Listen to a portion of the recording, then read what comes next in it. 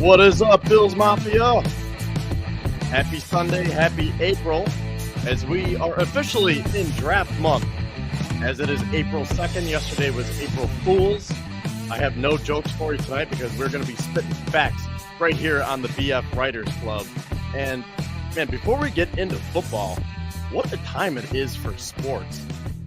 I mean, I am on my phone right now trying to check the Islanders score. I saw someone was in there talking about the Sabres. Let me just fade this music out because the Sabres warrant that right now based on their play. And that's something that we're not used to being able to say that right now. But the Sabres are really, really close to the playoffs. And I didn't even realize that the Islanders were playing tonight, but they are losing to the Hurricanes 2-1 right now with a minute and a half left. It looks like the Penguins are going to beat the Flyers. And, man, the game of the year for maybe Devin Levi and the Sabres in Florida Tuesday night. And let's take a quick look at the standings in here for any Sabres fans. But as of right now, let's just say the Islanders end up losing tonight. They will have 87 points in 78 games played. The Panthers will, if the Penguins win, they will leapfrog the Panthers, and they will have 86 points in 77 games played. And then Florida will be there with 77 games played and 85 points. So the Sabres have 2 or 3 games in hand on all these teams. And it is very, very close. So Tuesday night is huge for the Sabres. And then we have March Madness going on. A great women's game today. LSU takes the championship there. We have the men's championship tomorrow night between San Diego State and UConn. And my New York Knicks clinched a playoff spot. I just got the notification that they clinched a playoff spot. So, man, it's actually a good time for sports. And how could I forget the Yankees, too? MLB is back. Yanks won again today. Aaron Judge, another home run. So this is one of the best times of the year for sports. That being said, it is draft month as I open the show with here. And what are the Bills going to do? That's the question now. As Zach and I were talking before the show, we have 4 shows planned out before the draft, and it is coming very, very fast here. It is going to be here before we know it, and I might as well plug this now. We have round 3 of the Buffalo Fanatics mock draft coming out tomorrow, so you will be able to see all of our picks through round 3, probably late morning, early afternoon. But yeah, now that it's here, get ready, buckle up. So that being said, I figured this is a good time to sort of recap what the Bills have done so far in free agency and then look ahead to how this affects the draft, because we're right at that sweet spot. We're right in the middle between the first few waves of free agency, and we're really not ramped up that much yet to the draft. So this is like that nice halfway point of the offseason where we're going to transition from free agency into the draft. And I know there are a lot of people who are getting ramped up for the draft because I've been seeing people talking about the draft for months now. And I'm one of those people where I can't really get into it too soon. I need to decompress after the season. Then I go into free agency and then I go into the draft. But I know that there have been a lot of people who have been doing a lot of research, watching a lot of film, and taking a deep dive at this draft class for months. So I know a lot of Bills fans and just football fans in general are looking forward for the draft. So that being said, let's start by recapping what the Bills have done so far in free agency. Now, they opened up their free agency. I mean, they made a ton of transactions. They started $20 million over the cap. They made a lot of re-signings, got Jordan Poyer back. That was probably the biggest move in terms of re-signings. They had to clear up all that money, restructure a lot of deals, got some special teams guys back. But in terms of what they did with new additions here, the first guy that they brought in was Connor McGovern, a 25-year-old guard. He played in Dallas the last few years, and that looked like a solid signing, right? He was a fringe starter with the Cowboys for the first few years, and he battled through some injuries, but he's very versatile. He can play guard. He can line up as a fullback. He can line up as a tight end. You can get him out in space, and he can block for someone like a James Cook with the screen game. And again, he's 25 years old, coming off his rookie contract. He played his college ball with Ryan Bates at Penn State, and now the two of them are under contract for the next 3 years together. So then the Bills followed that up by getting Deontay Hardy from the Saints. And this is another versatile weapon where he can play wide receiver, he can play inside or outside, he can return kicks, he can return punts, you can line him up in the backfield, he can be a gadget player, literally just a jack of all trades. But if you remember from watching this show over the last few weeks, that's where I got caught up a little bit. And I was like, you know what? I'm a little bit skeptical of the Bills offseason so far because it seemed like they weren't learning from their mistakes last year. Because what was their downfall last year? Ken Dorsey's play calling and the Bills' execution, where they were not stretching the field horizontally. Everything was just vertically down the field. And I cautioned them ever since, well, really, probably November when they were going on that skid. And then throughout the whole rest of the regular season and postseason, because I was just waiting for something to click and to change, but it never did. So then going into the offseason, I kept saying, you got to build up your offensive line. You got to get a power running back, and you have to get a possession receiver. So those first two signings, I was like, oh, here we go again. Because Deontay Hardy seemed to be that speed demon. He could be that new shiny toy for Josh Allen to go deep to. And Connor McGovern was ranked 13th in pass protection, but 79th in run blocking. So I was like, man, all they want to do is buy Josh Allen more time to look down the field, and they just want to match Ken Dorsey's play calling with these players on offense. But then, literally the next day after we had that show, they signed Iestyn Harris and Trent Sherfield.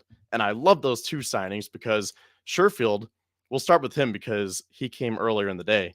But he's that possession receiver that I was talking about where, yeah, he does have speed, but his main thing is he can work the middle of the field and then he will turn the Jets on. And the first thing I think of when I think of that is that clip that you see of Trent Sherfield against the 49ers, where he caught it in the middle of the field and then he did the rest and he outran probably the best defense in the NFL. So that's what Trent Sherfield brings. He brings size, versatility.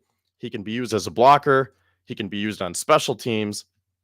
And then with Iestyn Harris, he is that power back that we were talking about, where he is a perfect complement to James Cook and Nyheim Hines. And the thing with Iestyn Harris that I love, and Sean McDermott talked about this last week at the league meetings, Iestyn Harris, yes, he is a power back, but he also brings that speed element where he can be used as that north to south back. But he also has home run ability where he hits a hole. And just like with Trent Sherfield, you might not be able to catch up to him. So that's what Iestyn Harris brings to this offense. And then you take a look at the offensive line signings. I already mentioned McGovern. David Edwards, he was the other new addition. The Bills also re-signed Ike Butker before free agency even started back on March 2nd, I believe. And then they re-signed David Questenberry too. So David Edwards, again, 26 years old, coming off his rookie contract, drafted by the Rams, and he was a fringe starter, helped them win the Super Bowl in 2021, battled through some concussions over the last year, and now the Bills get him here, and they hope that they can really bring the best out of him. So that being said, if you notice, there is a trend with these free agents that the Bills have gone after, where all the guys that I just mentioned, and I didn't even talk about Taylor Rapp yet, and we will talk about Rapp more throughout the show. Once Bryce comes on, he wrote an article about what Taylor Rapp brings to this Bills defense. And my man Iestyn Harris is going to come on as well because he wrote an article about Sean McDermott taking over the play calling. So we're going to segue into that later on tonight. But I love that signing of Taylor Rapp. So now that I mentioned all of the new additions, the one thing that all 7 players have in common is that they are between 25 and 27 years old. So the Bills have been targeting low-cost, high-upside players who have yet to hit their peak. And you take a guy like David Edwards, he's probably the best example of this, where he played his college ball at Wisconsin. He played 37 collegiate games. Of those 37, he made 31 starts at right tackle, helping pave the way for Jonathan Taylor. Well, once he got to the NFL, it was Bills offensive line coach Aaron Kromer who converted him to a guard. So you look at that and you say, okay, the Rams are in rebuild mode, and we think that we can get David Edwards here. And not only can we get him here in Buffalo, we think that we can get him at a cheap rate, but the production is going to soar. It's going to skyrocket because he knows the scheme. He's back with Aaron Kromer, and we're putting him in the right environment.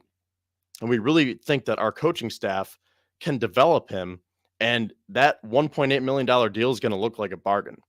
So those are the types of players that the Bills have gone after so far, and I really like that.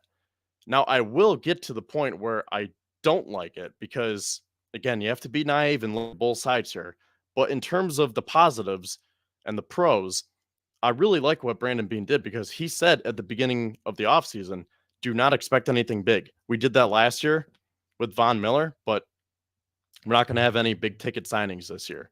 And one of the reporters was like, are you sure? Because you told us that last year. And then all of a sudden, you got Von Miller. And he was like, nope, nope, nope. Like, it's not happening because you can't kick the can down the road that much. So he was a man of his word. And we just saw, again, a lot of those low cost signings with a lot of upside.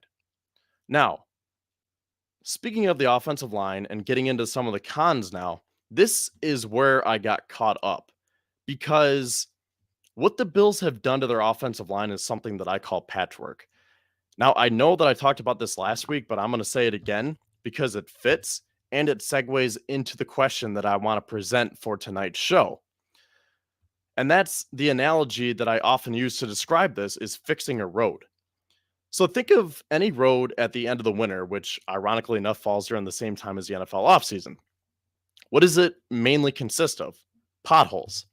And that's pretty much how I see the Bills' offensive line, where you look at them at the end of the regular season and then the end of the postseason, and there's a lot of splotchy holes around where, yeah, you have guys like Deion Dawkins, Mitch Morse, Ryan Bates, and probably Spencer Brown coming back as a starter. So the road isn't in that rough of shape, but still, there are a lot of potholes that need to get patched up. And that's a word that you have to be careful with, patching, because using that analogy, what do the street departments and the highway departments normally do when they have to fix a road? They patch those holes with the blacktop, and sometimes it holds throughout the whole summer. And you say, okay, good, we don't really have to do any more work here. But other times that blacktop does not hold, and you say, man, we really didn't value the road for what it was. We kind of underestimated the condition that it was in, and maybe we should have just put down that fresh coat of pavement. And that's how I see this Bills offensive line here. Because going into free agency, I was hoping that the Bills were going to draft a guard early and then use the money to sign a veteran right tackle to give Spencer Brown some much needed competition. But they've pretty much done the opposite, as they now have 4 guards who you can pretty much pencil in on the depth chart and no offensive tackles who present a real threat to taking Spencer Brown's job. And Questenberry, yeah, maybe that's competition, but it's really more depth, as Questenberry is going to be 33 years old once the season starts. And he's coming off a season in which he allowed 4 sacks and 396 snaps for a 59.3 PFF grade. So again, that's just more of a depth signing. He's going to be a camp body. There's not a lot of guarantees in the contract. So the Bills have really been patching their line once again, and that's something that they've been doing ever since trading away Wyatt Teller in 2019. Guys like Quentin Spain, Brian Winters, John Feliciano, Darrell Williams, Roger Saffold, Greg Van Roten, Bobby Hart, even if you want to throw him in there. But they pretty much chose to go that route again this spring. And you can look at that and say, well, McGovern and Edwards are probably better than any of the other guys that I previously mentioned. And you're right. Again, taking a look at the pros, you think that McGovern is a solid signing. Same with David Edwards. But really, that's just stronger blacktop to try to keep the road together. Not to mention, all these guys who are backups are going to be free agents again next offseason. So you might have your starters figured out, but what are you going to do behind them? So again, that's where the patching comes into play. And here's the thing, too. The 4 guards on the Bills roster right now, between McGovern, Bates, Edwards, and Butker, account for $14.8 million in terms of average annual value for the 2023 season. So not only are they taking up roster spots, but they're also taking away from being able to spend on different positions. And I shouldn't say they're taking up roster spots because I just got done saying how they're solid moves. But you understand where I'm coming from now, because if you have 4 guards on your roster, that decreases the likelihood that you're going to draft that guard of the future. Because at this point, it would be kind of redundant if you were to draft Osiris Torrance and you say, well, why do we have 5 guards who could potentially start here? And now we really need a right tackle, or we really need that wide receiver too. Or more importantly, we really need that starting middle linebacker. So that pretty much leads into the main question for tonight's show. And you can probably tell because I wrote the article on it. That was in the tweet. That was on the YouTube link here. But are the Bills drafting defense early again? And this is an interesting conversation because last week, if you were watching the show, Zach and I got into a discussion about whether the Bills really draft balanced or not. And Zach said, if you look at the numbers, they draft very balanced. And I said, I don't think so, though. It just doesn't seem like the Bills draft balanced. It just seems very defensive heavy. And I was very curious. So I looked into it at the end of the show and obviously to write the article. So I did some digging here. And let me just start by saying the Bills hired Brandon Beane in May of 2017. So it was Doug Whaley who drafted with Sean McDermott that year. So this is going back to 2017. So 6 combined years of drafting between McDermott and Beane. And in those 6 years, the Bills have drafted 45 players. 22 have been offensive players, 21 defensive, and 2 special teamers. However, of those 45 total picks, only 23 remain on the roster, with most of them coming on defense. 14 are defensive players, only 8 are offensive, and then there's Tyler Bass. And on top of it, 5 of their 6 first-round picks have been a defensive player. And the only player that was offensive was Josh Allen. And that was a year where you pretty much had to draft a quarterback. And for the cherry on top, the last first-round pick that Allen played with on offense was Kelvin Benjamin, who wasn't even the Bills draft pick. He was the 2014 first-round pick by Carolina. And moving down a little bit further here, Buffalo has only drafted 1 wide receiver before day 3 since 2017, and that was Zay Jones. And the Bills have never drafted an interior offensive lineman before round 5. They've just drafted 3 offensive tackles: Deion Dawkins, Cody Ford, and Spencer Brown.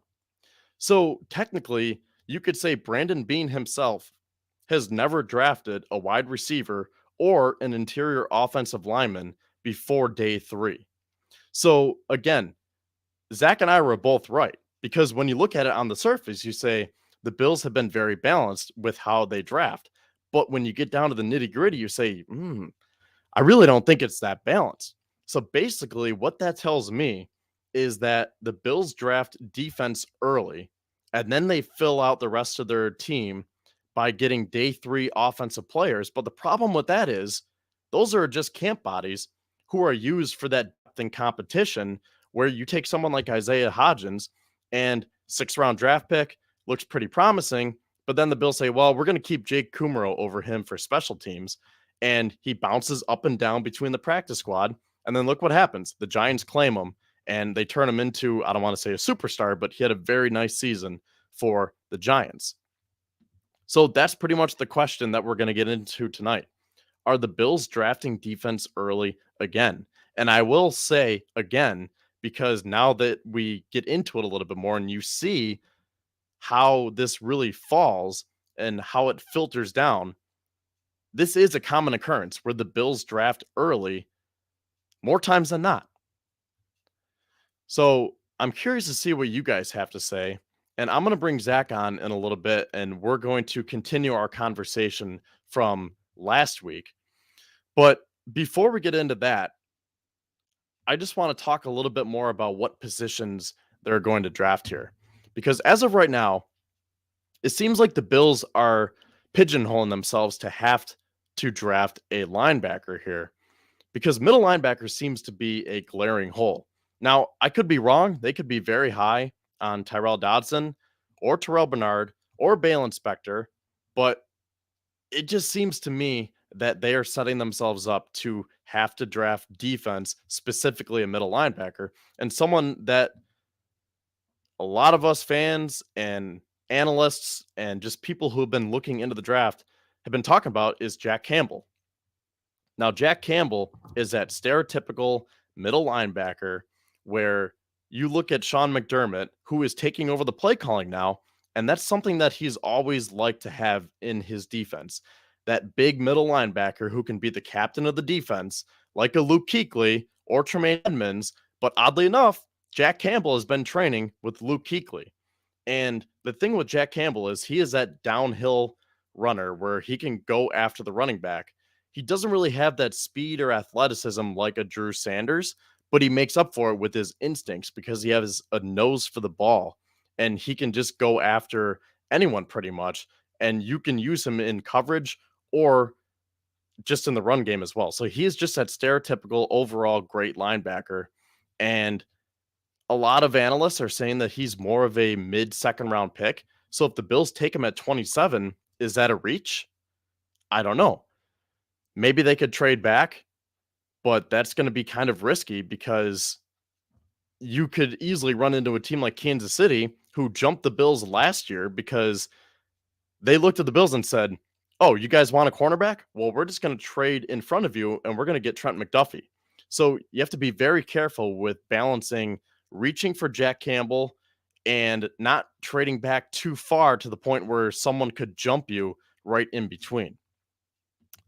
So that's the first position that really sticks out that the Bills could draft.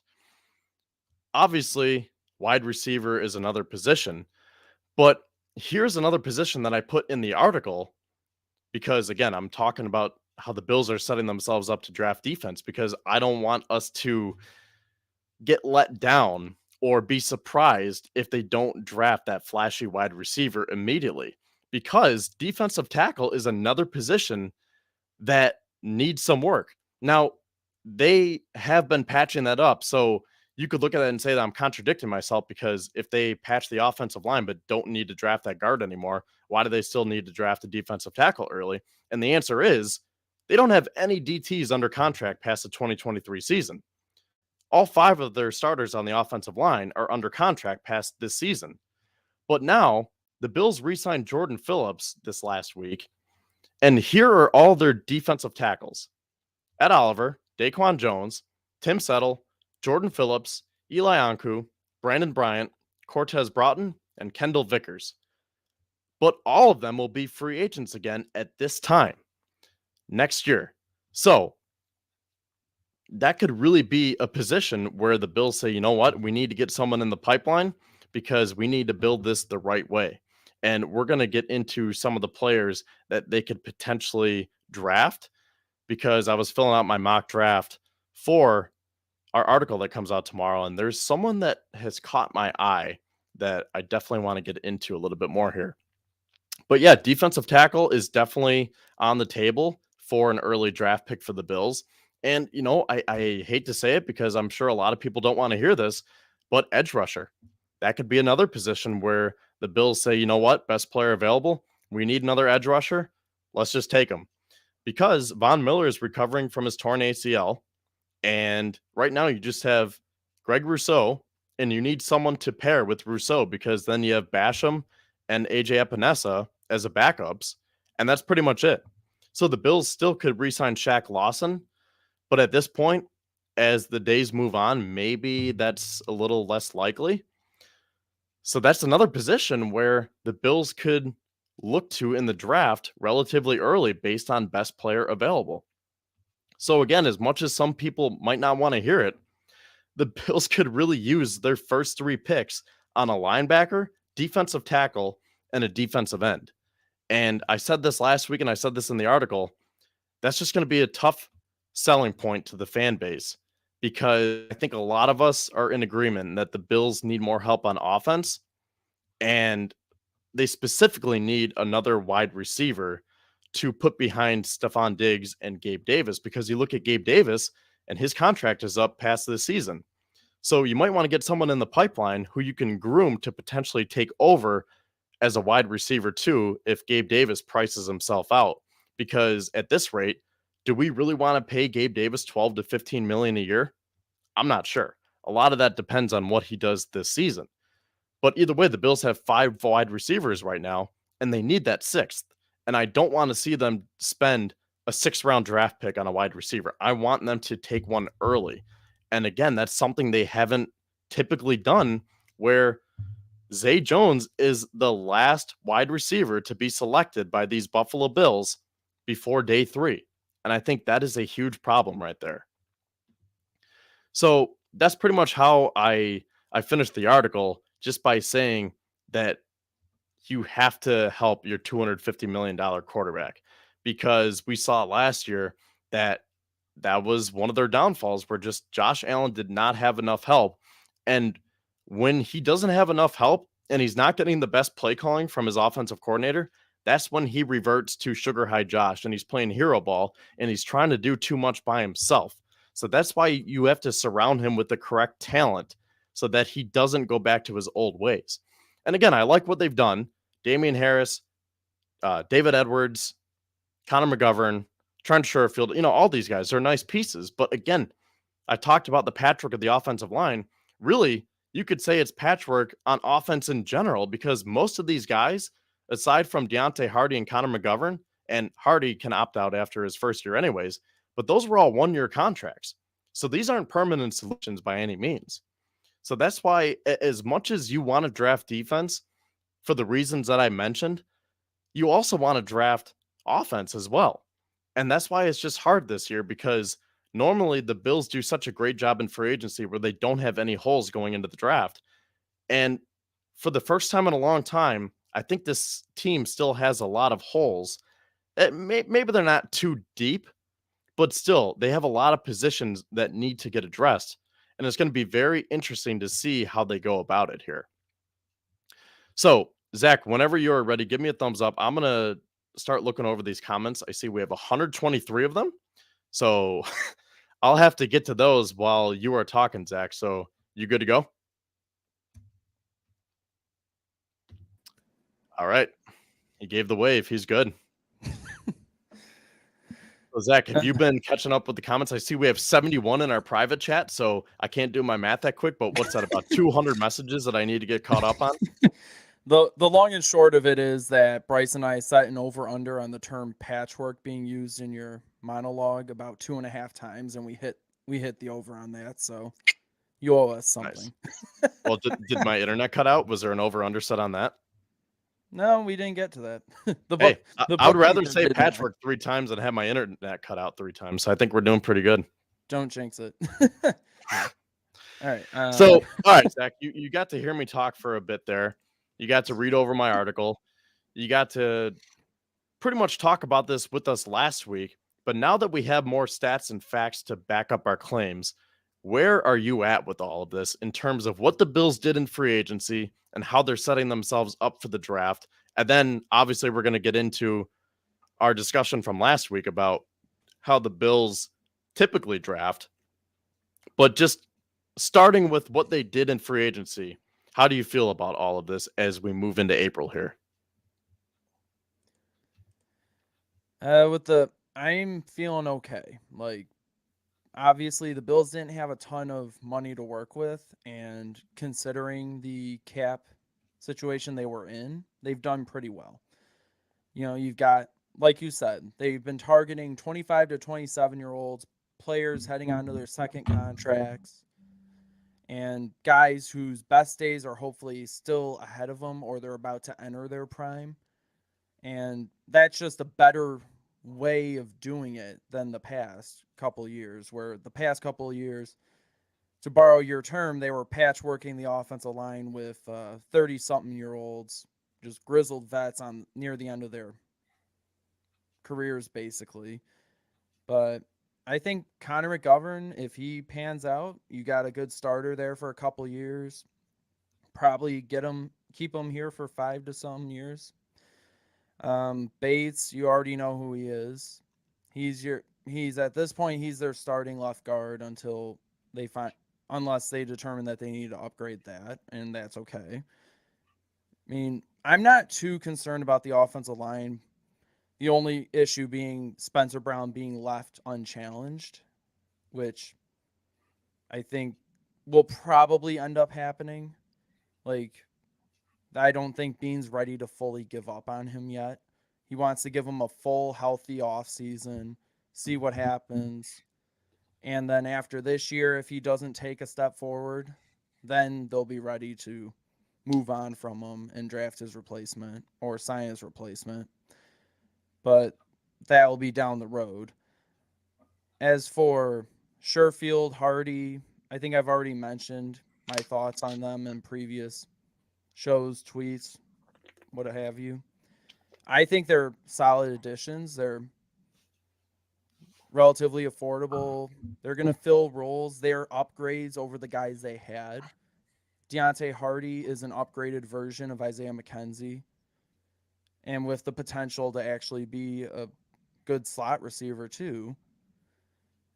I think that they definitely want to get Khalil Shakir more involved in the offense based on the way they've addressed the wide receiver position. Hardy, Sherfield's an upgrade over Kumaro. You want to give Shakir that opportunity? Well, then give Shakir that opportunity. Don't sign someone just to bump Gabe Davis out of wide receiver 2 and then expect that Gabe Davis is going to go away into the night just because he didn't have the all-pro caliber season that some people sitting in the back room of this show said he would.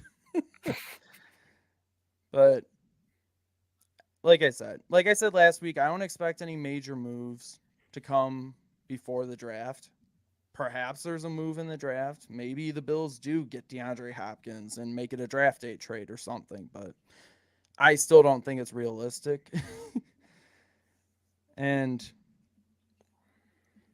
as for defense, to get back to your original premise for today's show, the Bills drafting defense early, it's just looking like that they're probably going to have to draft linebacker early at the very least.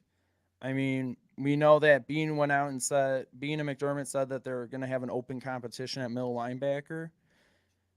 I mean, it's all fine and good to let Dodson, Bernard compete, but you got to get someone else in the room, whether it's a veteran, a rookie like Jack Campbell, who just seems to be that perfect fit.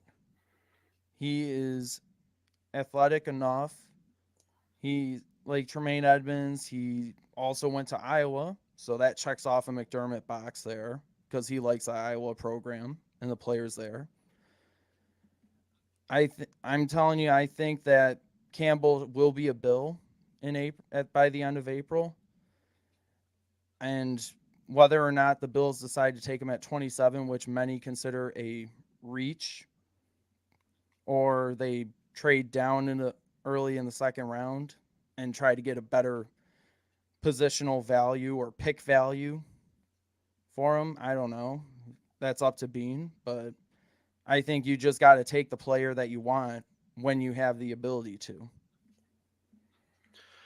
Well, before we get into the specifics of the draft, I want to just go back to free agency here now that you're on to talk about this with me.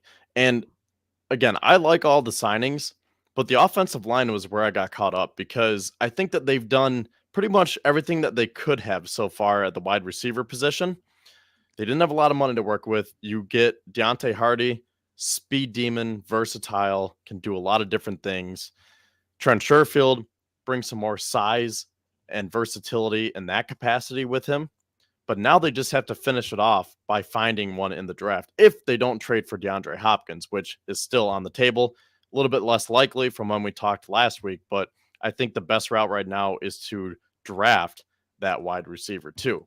Running back, I love what they did because I'm not one to say that you'd have to spend a lot of money or a lot of capital on a running back because I think this is a revolving door where you get Iestyn Harris for this year. Hopefully it goes well. And then you just get someone else next year. And the next year you sign someone else. Or maybe they really like Iestyn Harris and they re-sign him to a 2-year deal. Or maybe he prices himself out and you say, okay, maybe we have to draft someone next year. But I just don't like the thought of spending a lot of money on a running back or having to draft one like Bijan Robinson too early, because Bijan Robinson is great, but Ken Dorsey will not know how to use him. We are not a run-heavy team. We are a pass-heavy team. So I do not see Bijan Robinson fitting in with this Bills team. I mean, obviously, a player of that talent will fit in anywhere, but for his sake, I think he should go somewhere else, and for the Bills' sake as well, because then you would have to change your whole offense. But again, going back to the offensive line, that's where I got caught up, because this is something that we talked about last week, where the Bills haven't spent a lot of money in terms of cap hits on these players, but in terms of average annual value, with like the literal money that they're handing these guys, that's almost $15 million. And that might not be a lot, but you look at someone like Bobby Wagner, who got a 1-year, $7 million deal to return to Seattle, and you say, you know what? Maybe if we just signed 2 of those 4 offensive linemen and saved half of that money, we could have signed a Bobby Wagner or a Levante David. So looking at it now, maybe that's not the best time to have that conversation because you can't do anything about it at this point. But just how do you feel about that, where the Bills chose to not go get that veteran linebacker? And again, now they're kind of pigeonholing themselves to have to draft one. I mean, all I'll say about that is that I obviously I would have liked to have gotten Bobby Wagner or Levante David, but I think I'd be content with drafting a young guy, possibly signing a cheaper veteran after the draft, and also getting that 3rd-round compensatory pick for Tremaine Edmonds for next year. Well, I think this segues into more of the specifics about the draft, because now, using that phrase pigeonholing, the Bills are putting all their marbles on either Jack Campbell or Drew Sanders, unless there's someone else that they really like that we don't know of. But those are the top 2 linebackers, where, again, Jack Campbell is more of that classic middle linebacker, like that Luke Kuechly, who can be that downhill threat, go after the running back, but he also has the instincts to be able to be used in pass coverage as well, just because he's so smart. Where Drew Sanders, he started at Alabama, transferred to Arkansas, and he started out as an edge rusher, but then converted to an off-ball linebacker, where he has a lot of upside, but he also has that athleticism to be able to be used as that coverage linebacker. So then it comes down to, what did the Bills want here? Did they want more of that run-stuffing linebacker that McDermott always loves to have in his defense? Or do they want to get someone who is more athletic? Because the way the Bills play, they want to score a lot of points, to the point where you have to score a lot of points on them. And the Bills want to take their opposing teams out of position to be able to run the ball and say, we're going to go up 3 touchdowns on you so that you don't even want to run the ball on us. So when you use that mentality, maybe they like Drew Sanders more than Jack Campbell. I mean, like you said, it really depends on whether or not McDermott's willing to part with the traditional linebacker roles in his philosophy, in his defensive scheme. Like we've seen for years. You mentioned Luke Kuechly. He was the Mike in Carolina. And then they had Thomas Davis as the off-ball linebacker. And then when he came here, drafted Tremaine Edmonds. He's been the Mike the last 5 years. Matt Milano's been the off-ball linebacker. Do the Bills want to get another traditional Mike in Jack Campbell? Or is McDermott going to suddenly overhaul his philosophy and just decide, I just want the best linebackers I can get on the field? I would say that I won't believe that he will change much in his philosophy until I see that he changes in his philosophy. I think that's why Jack Campbell would be the pick. He's a true Mike. He could come in and fill that positional need right away, day one, and they can still have their competition with Dotson and Bernard and try all whatever. But Jack Campbell would be the guy who probably ends up winning that battle. So Jack Campbell is roughly 250 pounds. Drew Sanders is 235. And again, Sanders is more of that athlete in terms of the middle linebacker, where they're projecting him to be a middle linebacker, but he's more of Matt Milano in the sense that he's athletic, he can go cover guys. And like you said, Jack Campbell is that true Mike. But here's the thing. I mentioned this before, where the Bills are putting themselves in a tough spot because let's say they really like Jack Campbell. Jack Campbell is their guy. They're going to get him no matter what. If they get him at 27, that could be a reach. But at the same time, you say, you know what? This is a need for us. He's available. Let's just go get him. But if you want to get more assets back, because the Bills have 6 draft picks right now. So if you say, you know what? We don't want to reach for Jack Campbell. Let's trade back 10 to 15 spots and get a couple more picks back. Again, that's kind of risky because what if he's not there anymore? And then say Drew Sanders is also gone. The next best linebacker is probably Trenton Simpson, but he's more of that jack of all trades linebacker where they're saying that he could be like that hybrid, more of like a Micah Parsons. So I think this is a relatively deep linebacking class, but in terms of that big true Mike, Jack Campbell is the guy to get here. And I agree with you. I'm just going to say as one thing for those who think that taking a player that would fit perfectly into your defense would be a reach at 27 overall. Quite frankly, after draft day, the specific pick where a player is taken doesn't matter. Besides the rookie wage scale, it doesn't matter.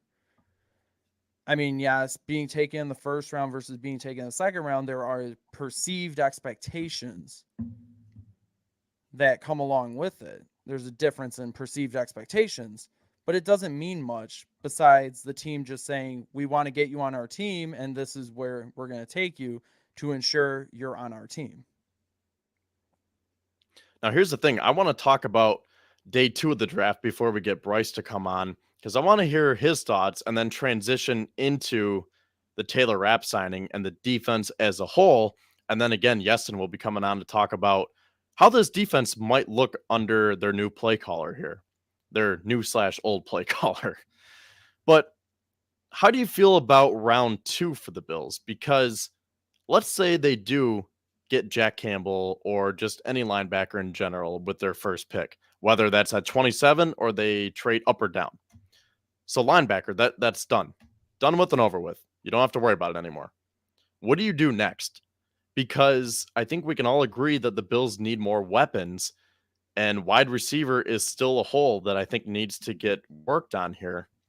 But as I was doing my research for our mock draft, there are a lot of stud defensive tackles, a lot of one techs, those stereotypical nose tackles like a Maisie Smith or Keanu Benton, or who's the other one that I'm forgetting? Gervin Dexter or Siaki Ika.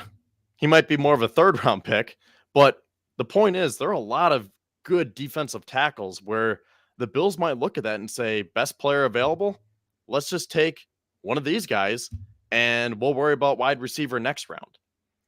So how do you feel about that? Because like I said in the article, I think you have to be very careful with best player available. You have to take it with a grain of salt, because whenever I hear a team say, oh, well, we're going to take the best player available. Well, if the best player available is a quarterback, are you going to take him? No. If the best player available is a punter, are you going to take him? No. So I think it's best player available within reason. So within reason, do you see defensive tackle being on the board here when they could potentially get someone like a Cedric Tillman in round 2? I mean, theoretically, like you said, the Bills don't currently have any defensive tackles under contract beyond this year. So theoretically, it would make sense for that position to be on the board in the 2nd round, in the 3rd round.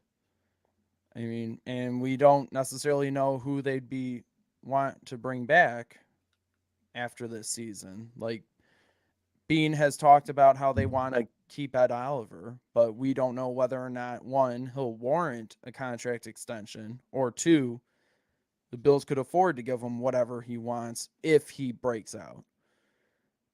And I'm not sure whether or not they have any plans to extend Daquan Jones, even though it would be smart for them to. But yeah, I would say that if you're going to draft a defensive tackle, you might want to go for one of the bigger guys, one of those big boys, for a potential long-term one tech, nose tackle for the defensive line, because you can never have too much beef on the defensive line. Let's put it that way. Yeah, and based on my preliminary research here, I haven't really gotten too far into it yet because we've been doing so much with free agency where I'm really going to go heavy with it over the next few weeks here. But it looks like there is a drop off in talent from rounds 2 to 3. And I think there are a lot of good defensive tackles that are going to get drafted between the first and second rounds. And I think there are still some solid guys for rounds 3 and 4. But again, if you look at that and say best player available, the Bills might be tempted to take a defensive tackle relatively early, which again stems back to the original question here. Are they going to draft defense early again, where a lot of people are saying offense, offense, offense? We only scored 10 points in the playoffs against the Bengals, but the Bills could be saying defense, defense, defense. I think people put way too much stock in the last game that they see. Like, obviously, scoring only 10 points in a playoff game is embarrassing. Yes. But the Bills had a top offense in the league last season. They were emotionally drained after a very unprecedented year of adversity for the players on that team. You can't predict all the stuff that happened last year. You can't predict that your starting tight end's brother would pass away. You can't predict that one of your backup safeties who was playing for an injured starter would suffer a cardiac arrest on the field and not be able to return for the rest of the season. You can't predict injuries. You can't predict a ton of the stuff that happens in football games. So everyone overreacting to that loss to the Bengals are the ones that are saying, oh, the Bills need to load up and get wide receiver. I mean, yes, you can always use more weapons for your franchise quarterback, but it's not like that's priority number one when you have a glaring need at linebacker or potentially a glaring need on the defensive line after this season, or having to potentially replace not one, but both of your all-pro caliber safeties. Well, that's the thing, though. Not to cut you off, but in terms of wide receiver and defensive tackle here, that's a very interesting conversation to have, because when you say what is the need here, I think wide receiver is a bigger need right now than defensive tackle, because defensive tackle, you could worry about that next year where you say, you know what, we have 8 guys who are under contract, and wide receiver, you don't have anyone really behind Diggs and Davis. Yeah, you have Hardy and Sherfield, but here's the other thing. Trent Sherfield said, I think the Bills view me more as a slot receiver. So then it's like, what are we doing here? You have Sherfield, Shakir, and Hardy for the slot again with no one to help on the boundary? Are we just doing the same thing that we did last year? So again, I think that is a very interesting conversation to have, because as much as we say defensive tackle is a need, I don't think it's an immediate need, where I would say wide receiver is more of an immediate need. But is it, though? Like, you have Diggs. You have your wide receiver 1. Gabe Davis right now is your wide receiver 2. And he's a good wide receiver 2. He just needs to catch more. He just needs to not drop as many balls. And that's something that can be relatively easily fixed. And also, here's the other thing. People are clamoring for Khalil Shakir to get an opportunity.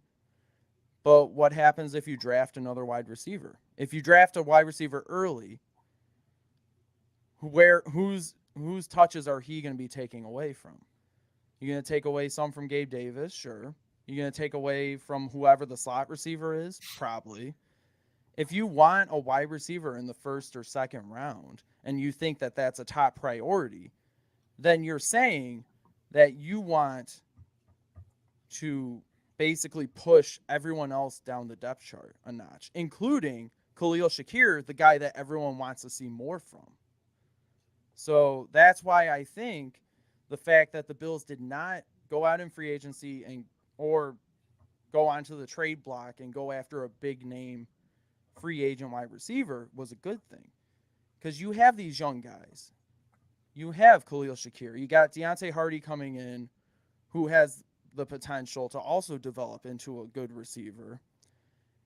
But they won't get an opportunity if you just go about spending premium capital on wide receiver at the position. If you really want to give those guys an opportunity, give those guys an opportunity. So, looking at it from this perspective, past this season, there are no defensive tackles under contract. In terms of the wide receivers, you have Diggs, Shakir, and possibly Hardy if they pick up that second year option. So, in terms of immediate need, I think I would have to give the slight edge to wide receiver because they have 5 under contract right now, and they usually have 6 or 7 on the roster.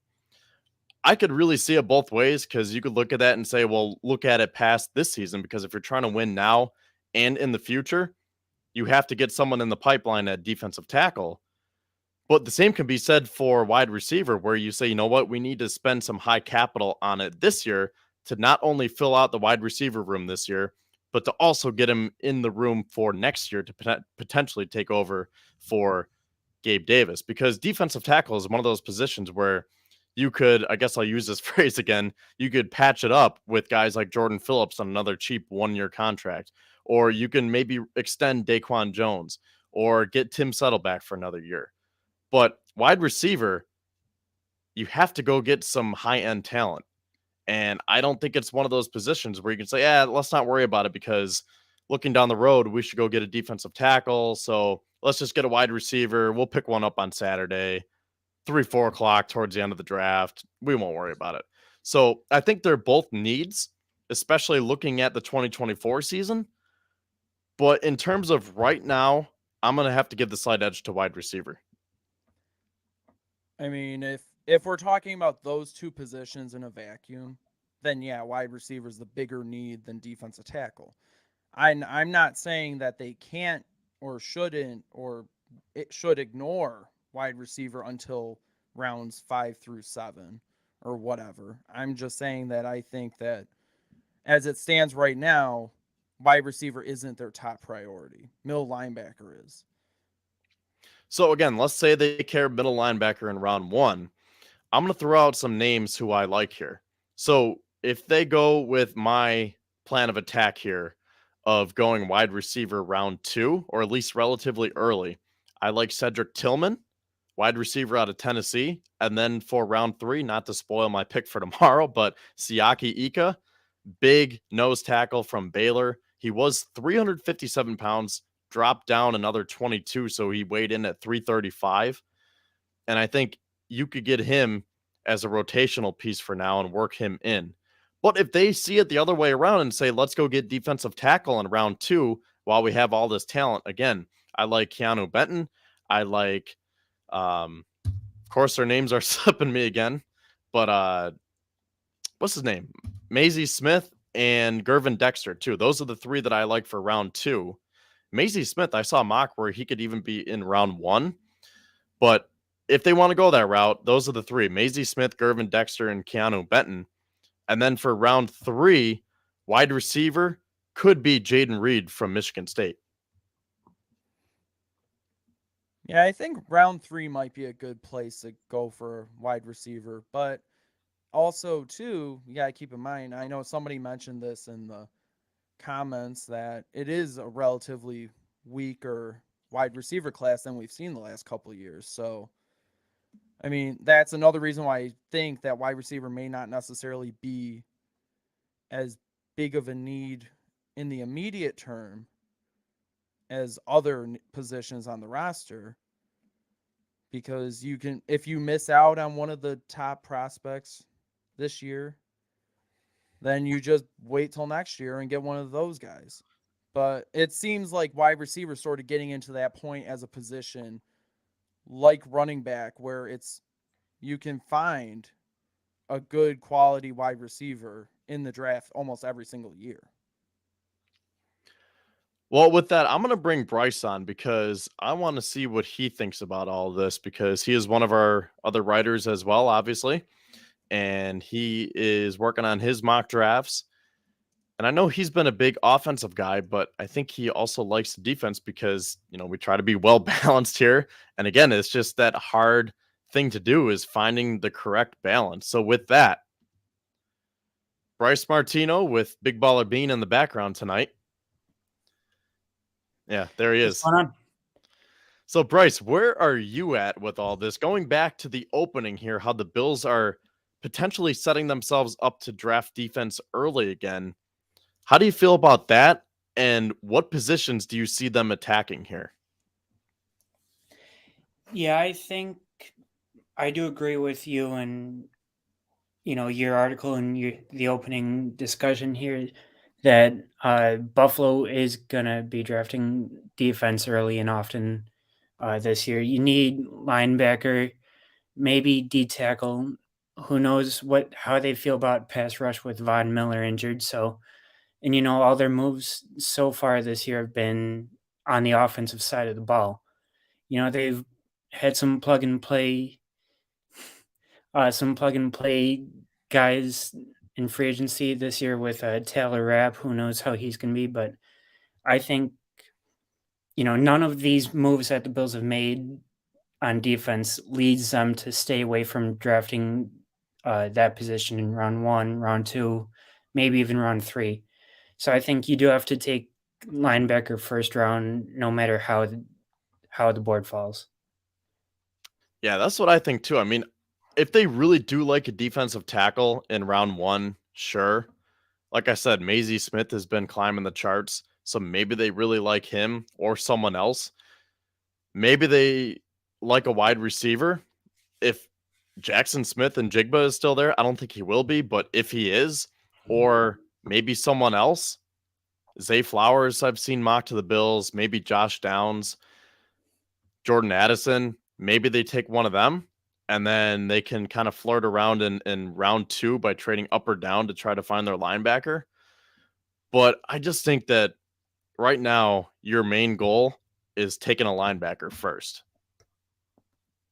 Yeah, it's got to be because you lost the heart and soul of your defense, the leader and play caller in Tremaine Edmonds. So now that defense that you draft first and second round every single year lost its, the main part of that side of the ball. So now you're left with nobody. Can you trust Tyrell Dotson or Terrell Bernard? So far they haven't shown me that they can be trusted. So maybe you draft Trenton Simpson or someone like that for linebacker. But again, Simpson doesn't really seem like that fit here where the Bills are looking for that true Mike, especially with McDermott taking over the play calling now, where if you have Simpson, he's more of that project where I've seen him mocked to someone like Pittsburgh, where they would probably try to tap into that potential. And they're in a bit of a rebuild mode themselves. So they have a little bit more time to work with him, where the Bills don't have time to say, oh, we're going to convert you into a true Mike. And you're also going to have to be the captain of our defense and relay all the plays to our guys here. So someone like Trenton Simpson, as good and athletic and versatile as he may be, I don't think I'm wasting my time drafting him because you're going to have to spend more time getting him up to speed to take over for Tremaine Edmonds, where Jack Campbell is more of that guy where he can just walk in day one and say, hey, coach, what do you need me to do? I'm here for it. Now, while I do agree with you there about, Jack Campbell being the most pro-ready linebacker, Buffalo in years past, they've always gone with the more raw talent with Josh Allen, Tremaine Edmonds, maybe even Kyrie Elam. So they've had that tendency to go after the guys that take a year or 2 years to develop. So maybe that's where they go this year instead of taking, the most pro-ready guy that everyone wants or expects them to take. But I think it was Zach who mentioned it. They also like going after guys that come from Iowa or just those hard-nosed, gritty players.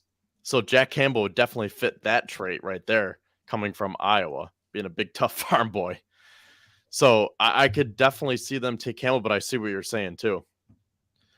Now, in terms of what they can do in round 2, since our mock is coming out tomorrow for round 3, who did you have the Bills taking with their second pick? I had them taking Darnell Wright, offensive tackle. I think. No, sorry. Go ahead. I was going to say, I'm glad you mentioned this because that is another position that we should probably talk about because we've talked about linebacker, wide receiver, and defensive tackle, but offensive tackle is definitely in the cards here because, again, they only have Spencer Brown and David Quessenberry. So we definitely shouldn't be skipping over the right tackle position. So please tell us about Darnell Wright. Yeah, the offensive tackle position is probably the most or a very underrated hole that the Bills have. You mentioned just having Spencer Brown and David Quessenberry. Brown can still be that guy for Buffalo, but it's year 3 now, and I haven't seen anything that leads me to believe that he's our future there. David Quessenberry definitely isn't. The time he got at right tackle last year, he didn't impress anybody. So I think going offensive tackle is probably the best move for Allen's future, and maybe even the Bills' run game if they decide to get that going. But here's the thing with Spencer Brown, where Brandon Beane and Sean McDermott have been very high on him ever since the end of the regular season and postseason, actually, because that's when they started having all their end of the season press conferences. But either way, they've been very high on Spencer Brown. And one thing that they keep saying is that he hasn't had a full offseason yet because he was battling through injuries last year, and that really set him back. So the way that they're speaking, I'm not sure if they're going to want to take another tackle high in the draft. And again, they've only taken 3 offensive linemen before round 5 since this regime took over.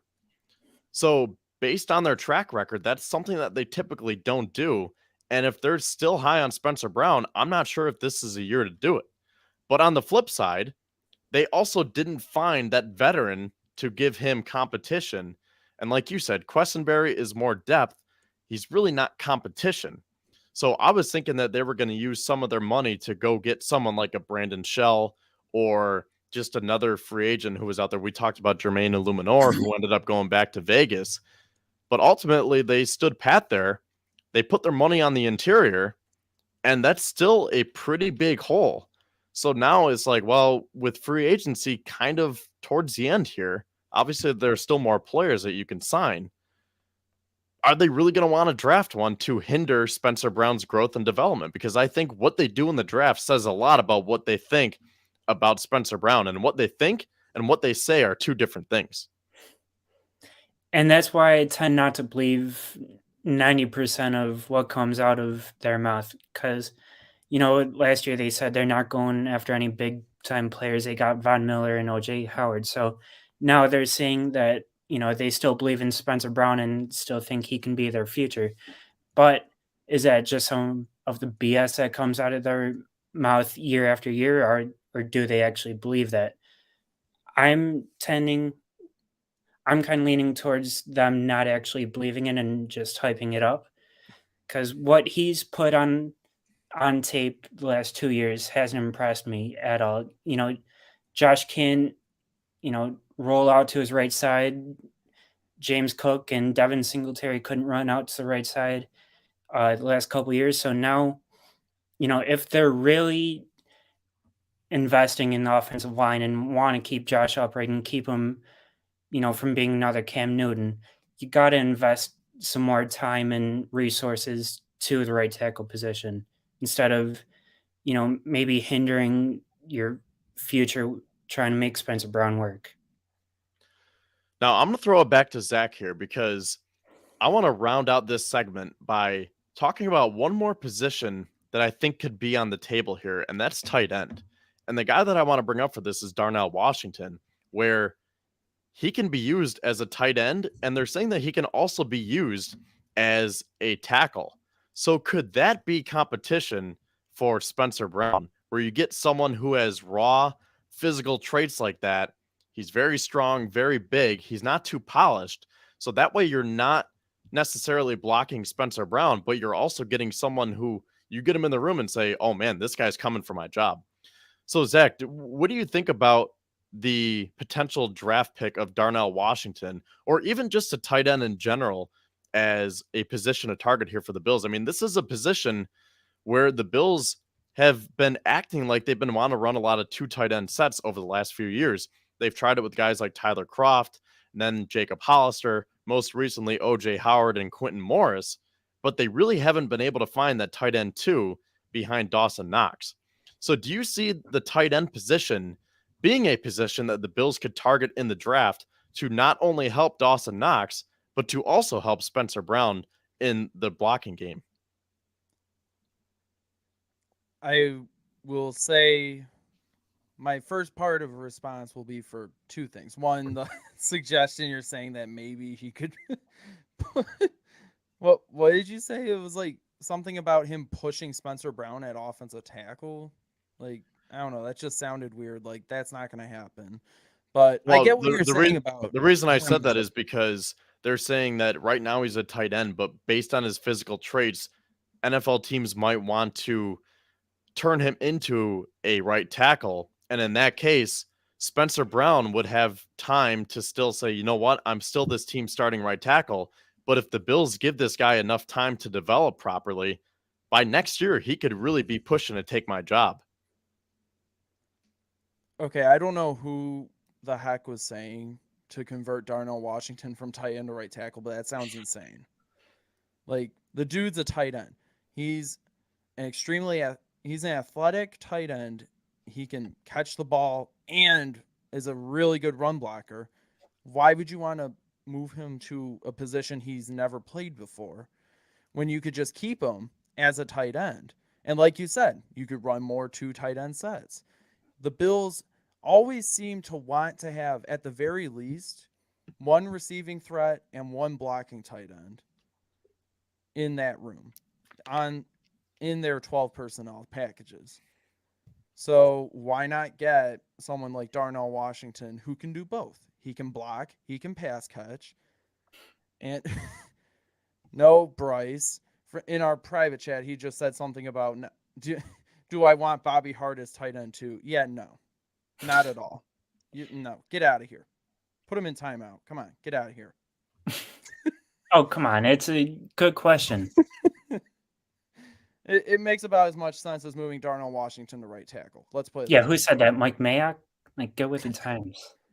Mike Mayock, the failed GM. Oh, God. All right, so back to the topic at hand. Obviously, yes, I would be interested in Darnell Washington. He would definitely be an upgrade at tight end too.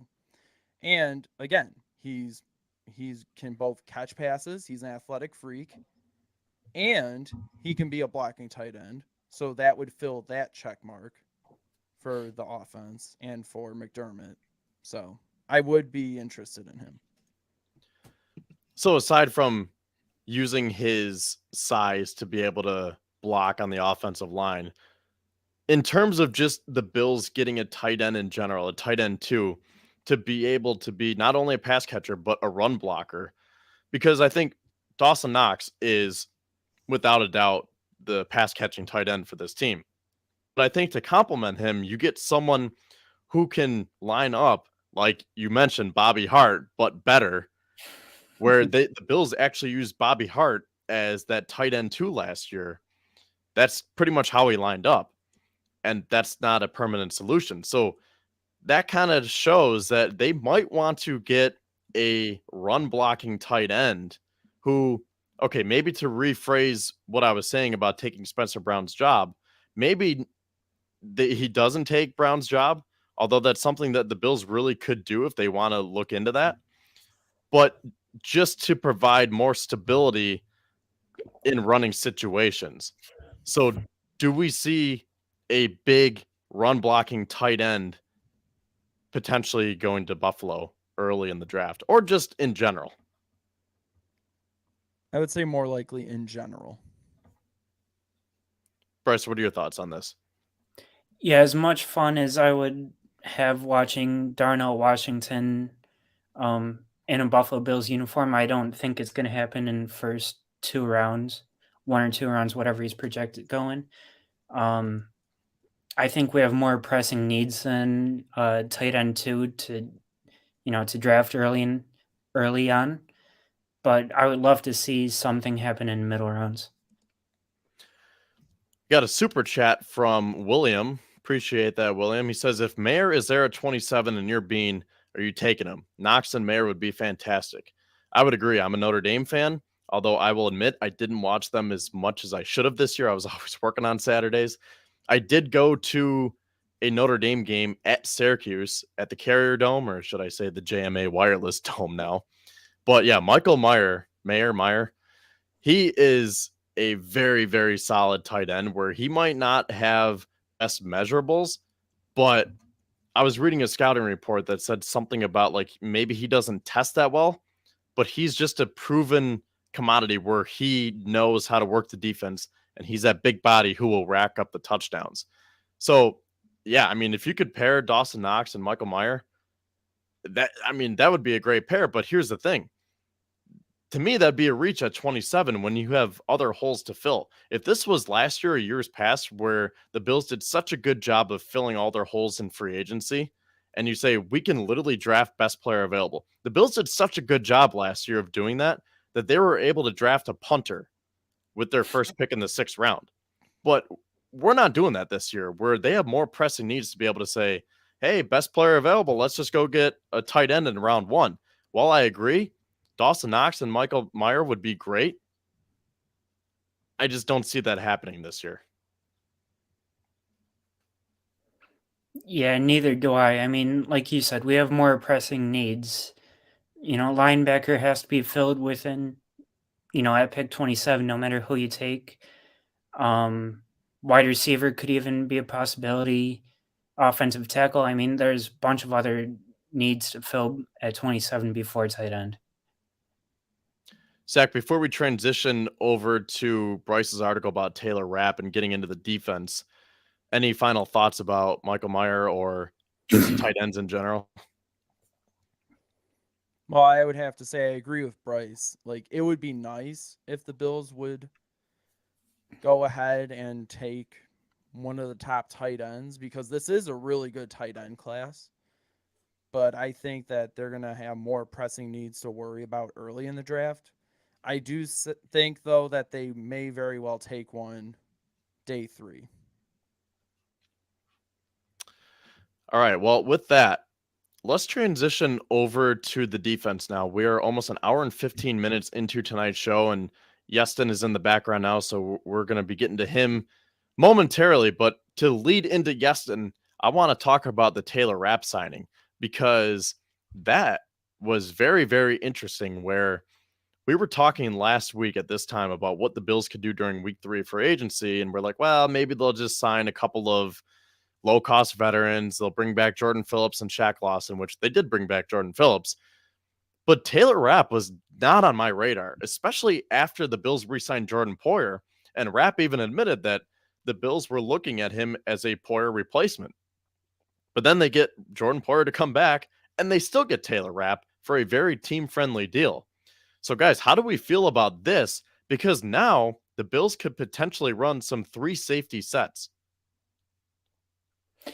Yeah, I love this addition. Like you mentioned, Rapp was a possibility for Buffalo before Poyer even signed here, so that makes his signing even more sweeter. And he can play multiple other positions too: box safety, linebacker, corner, D-line, and not to mention even safety. So he can play pretty much everywhere on defense, and he's good at every position too. He had, I think, 9 interceptions the last 4 years with LA. So he's a great ball hawk. He can play every position. It's a great signing.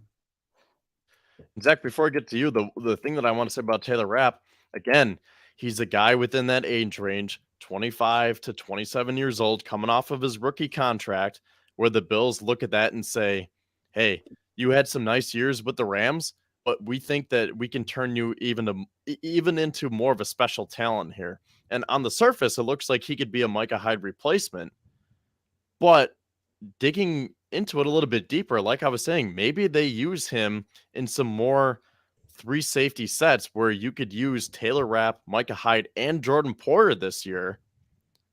Maybe some dime look for the Bills. And that's the fun part about this. We're going to have this conversation with Iestyn when he comes on. Does the fact that McDermott is calling plays now, does that change anything? Like if Leslie Frazier was still here, would we have Taylor Rapp on this roster right now? I mean, I think that they probably still would have signed Taylor Rapp. It's just a matter of whether or not Frazier would have used him. So, what are your thoughts about this in general, Zach? And what do you think about running some 3 safety sets or just using Taylor Rapp as, maybe I shouldn't use the word hybrid, but again, just that sneaky weapon on defense? Well, first, I think it was a really good signing, especially considering he was getting looks from other teams for possibly a starting job right away, but he chose to come here and potentially sit a year, or like you said, maybe they use him in in 3 safety sets, maybe as a hybrid, not necessarily linebacker, but maybe we'll finally see the thick dime that everyone's wanted to see for the past couple of years. And yes, I had to say it because you were just teeing that up, weren't you, Kev? Sure. So now the Bills have the Los Angeles Rams 2019 second round pick and their 5th round pick between David Edwards and Taylor Rapp. So I guess Les Snead really does mean it when he says F those picks. Hey, people wanted the Bills to be more like the Rams, right? Yeah. The Buffalo Panthers, Buffalo Rams. So, Bryce, what else did you include in that article that you want to mention here about Taylor Rapp and maybe just the safety room in general and what we're looking at with the depth chart and maybe, tying it back to the draft? Is this a position that the Bills could draft, or are they set there? Because Actually, I just forgot. I wrote the article because I wrote the initial article that they signed him, but then you talked about it from a general overview about what the safety room looks like.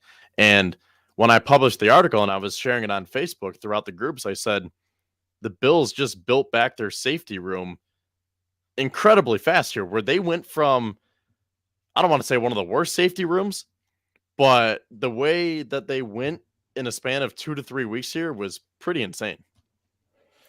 Yeah, going from, Zane Anderson and Jared Maiden to having Jordan Poyer back and signing Taylor Rapp is pretty awesome. But I still think Buffalo does go after safeties somewhere in the draft, just because, if something happens again like last year where you lose Poyer, you lose Hyde, and maybe even another depth guy, you want that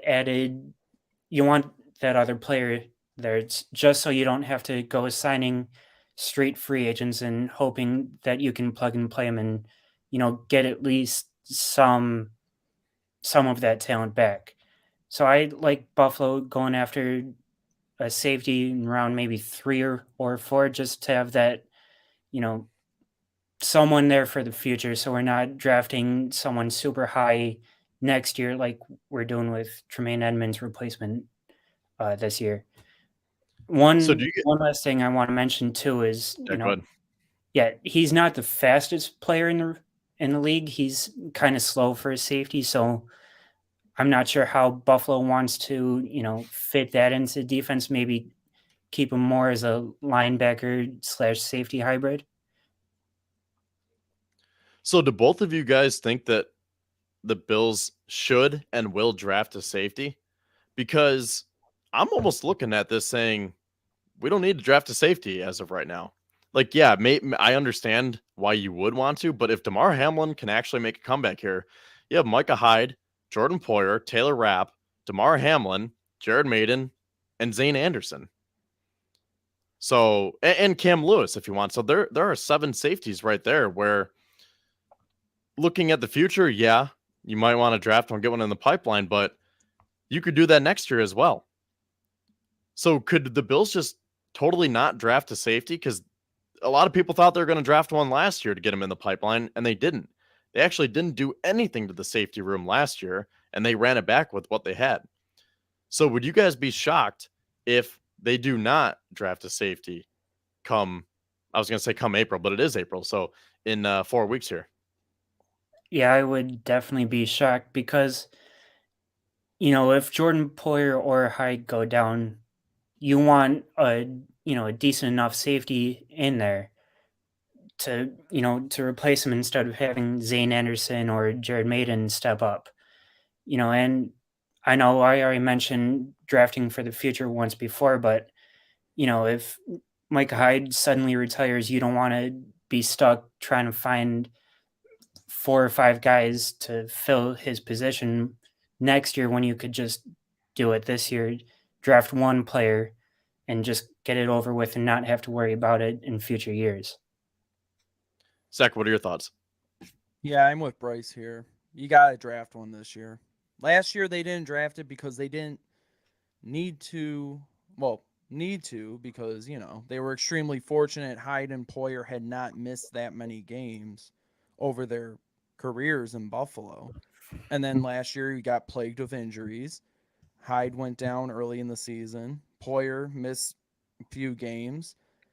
And they had to scramble. They had to scramble to get backups in there. Like Damar Hamlin, he was showing progress, and there's still uncertainty though over whether or not he'll be able to play again. I know that the NFLPA, I think it was the Players Association's medical expert or something, had said that he will probably play again, but we don't know at this point. It's not 100% guaranteed until he steps foot on the field. And I would say, though, the one wild card here would be Christian Benford, because we already saw what Cam Lewis was like at safety. I'd rather him just stay at corner. But Christian Benford was the guy who came in and everyone thought, oh, maybe he could end up switching over to safety. And Bean had mentioned that in the offseason, so did McDermott. But again, there's no guarantee that a cornerback can successfully convert to safety. It's not 100% guaranteed that he could make the transition. So draft an actual safety, someone who has played the position in college, who has experience there. Draft him probably, I would say, 3rd round, maybe early day 3. You don't even really have to go 1st or 2nd round with it. But again, for a team that preaches winning now and in the future, you got to be prepared for the future at the safety position. And not to mention, Micah Hyde has had multiple neck injuries, so you never know when his time is going to come, and you have to fill his position. Again, I see where you guys are, where you're coming from, but if I'm the Bills, I'm not even thinking about a safety until day 3, because for all the reasons that we talked about at the beginning of the show, linebacker, wide receiver, defensive tackle, maybe defensive end, tight end, right tackle. Those are 5-6 positions right there that are more pressing needs before a safety. So that would almost be a waste to me. But again, I see where you're coming from. Maybe they do want to take one. And here's the thing. If they do trade back in round 1, if they trade back from round 1 to round 2 and get some assets back in their process of getting Jack Campbell, maybe that's a route where you say, oh, now we have an extra 5th or 6th round pick. Now we can go get a safety. But as of right now, with 6 picks, I'm not sure if safety is that high on the radar. Now, one last thing I'll say here about Taylor Rapp before we get Iestyn to come on to talk about Sean McDermott calling the defensive plays and how this all ties into each other here. In terms of what Taylor Rapp has done over his career. So again, he was a 2nd-round draft pick by the Rams in 2019, and that year he played in 15 games, making 10 starts. He had 100 total tackles, 2 interceptions, and a 63.3 PFF grade. 2020, he only played in 9 games, made 5 starts, 44 tackles, 1 pick, 67.5 PFF grade. And then 2021, the year that the Rams won the Super Bowl, started all 17 games, made 94 tackles, had 4 interceptions, 1.5 sacks, and a 65.5 PFF grade. And then last year, 2022, 16 games, 16 starts, 92 tackles, 2 picks, and a career best 76.2 PFF grade. So here's a very interesting fact here. According to SpotTrack, Taylor Rapp's market value was $10 million. He was projected to get a 3-year, $30.2 million deal. So for the Bills to get him on that cheap 1-year contract, just an amazing job by Brandon Beane in the front office.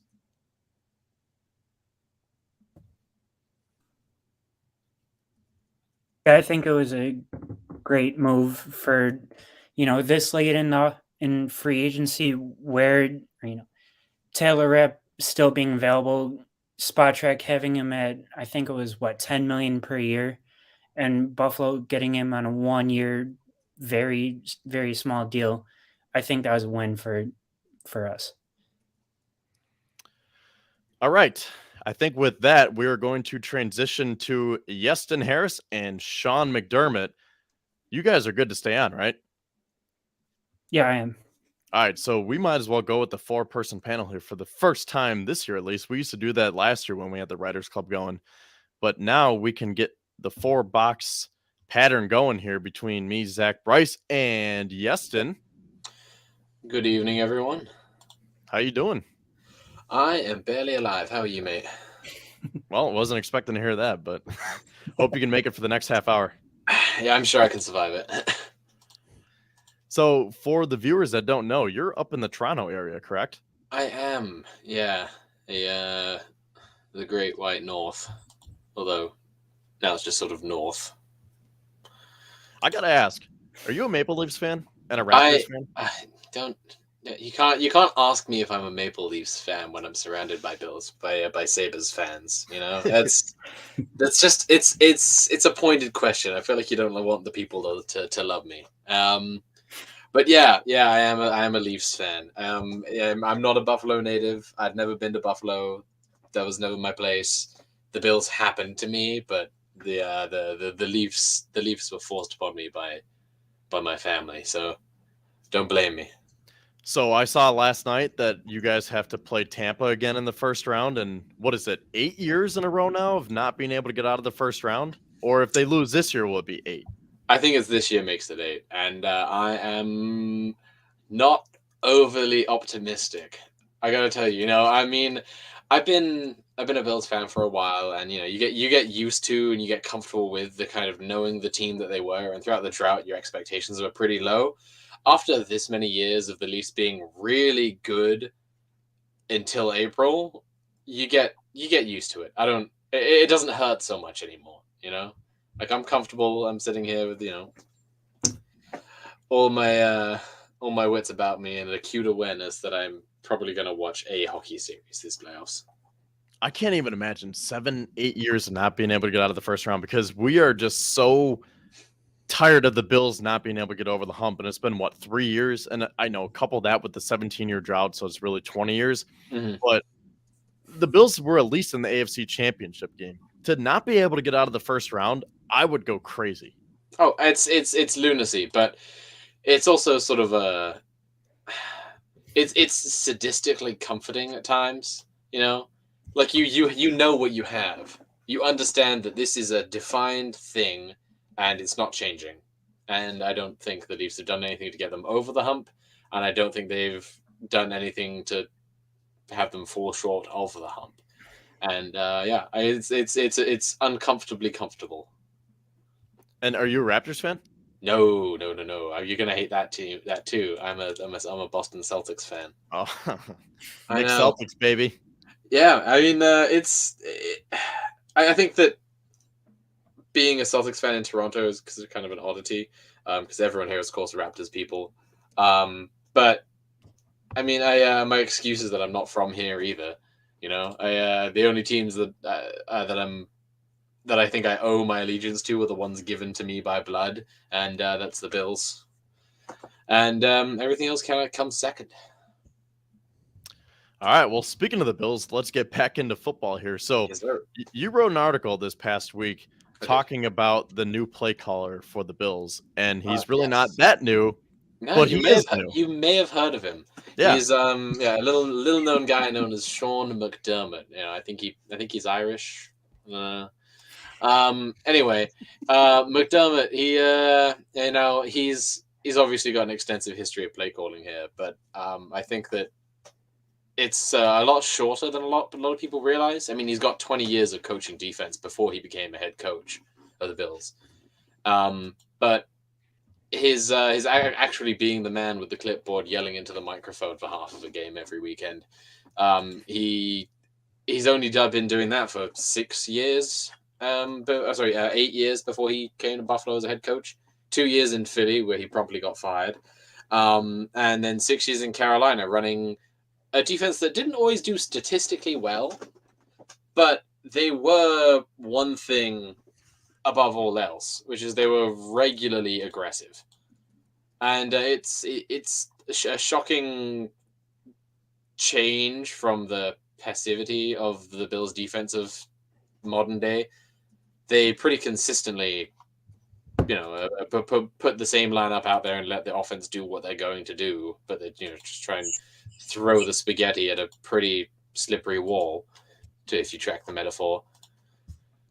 But it's interesting. He, of course, in Philly, he was a student of Jim Johnson, and it's kind of, he carried a lot of those lessons with him. It's what made him such a great coordinator in Carolina.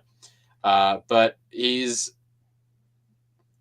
didn't really bring that with him to Buffalo, because I think that he's been the leader of this team for this ever since he took over. Obviously, he had the heart and soul of the franchise for a long time, but his actual impact on play calling was relatively minimal on game days. And when he did take over, take over play calling from Frazier on the occasions that he did, because sometimes he would wrest control of the defense from him, it changed the way the defense looked and performed. It wasn't always a positive change, but it's different. We're not going to have the exact same plays run as we've had.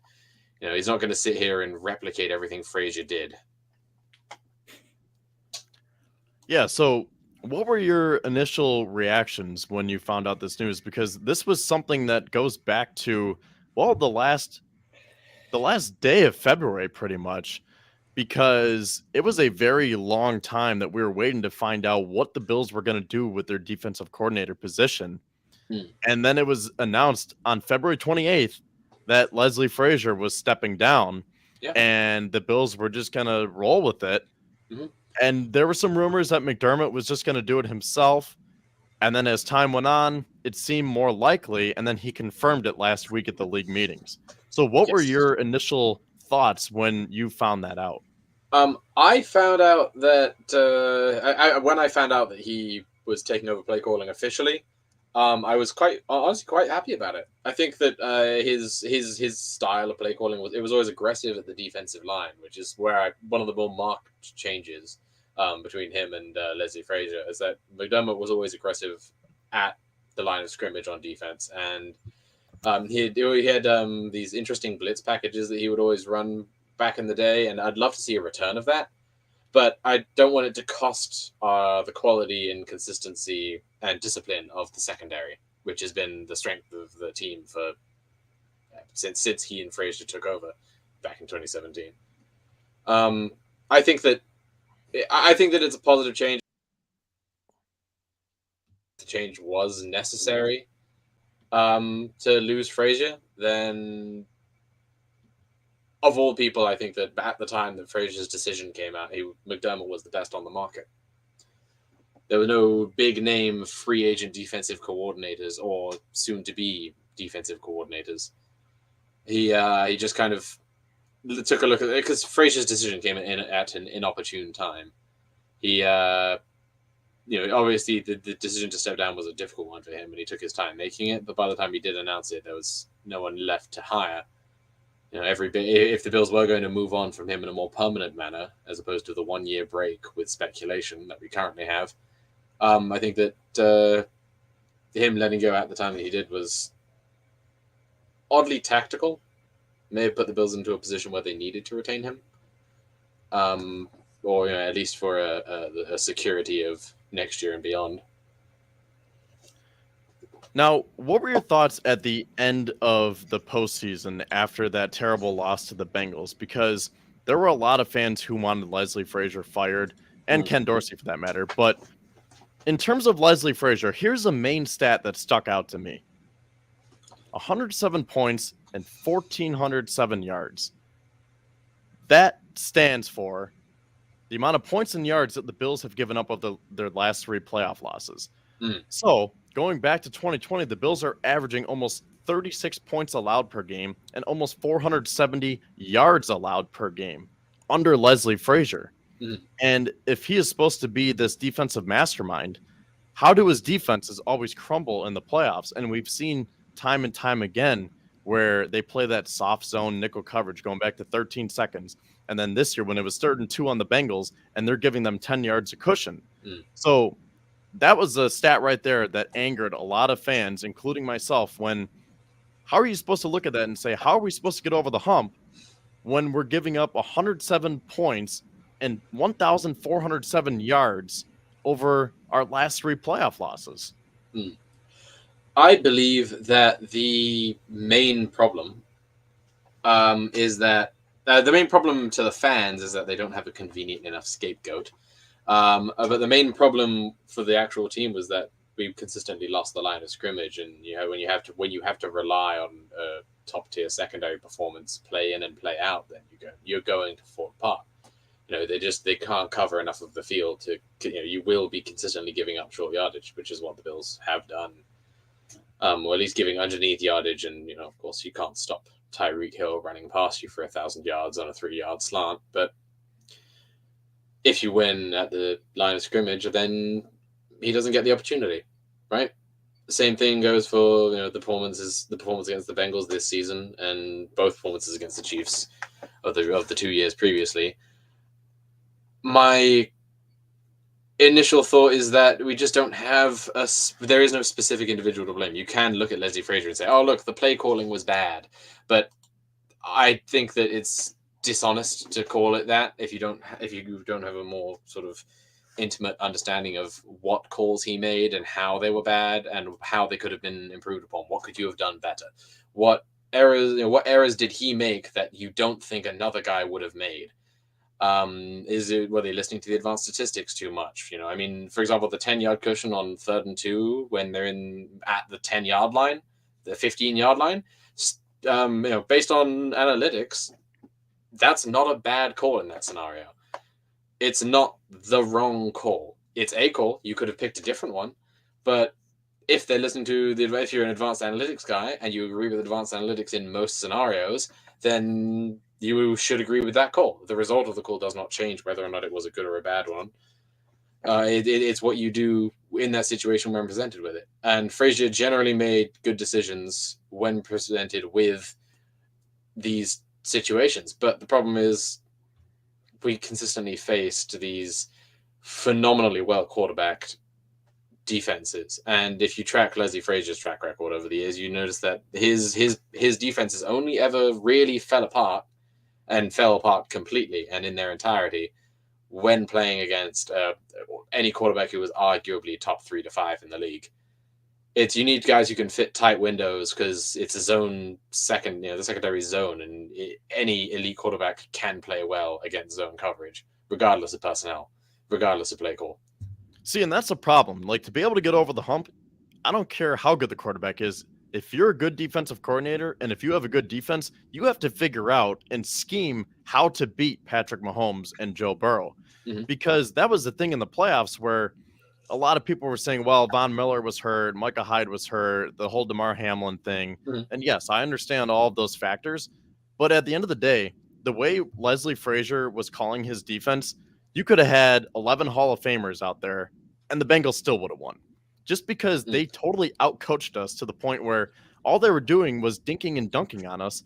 And Frazier didn't make any adjustments. And you mentioned Tyreek Hill. And I think what Tyreek Hill did to the Bills over the last couple of years, specifically in that 13 seconds game, Of course. was one of the worst things that could happen because the Bills got so scared of Tyreek Hill taking the top off their defense, they turned into this bend but don't break defense where they're like, you know what? It's 3rd and 2.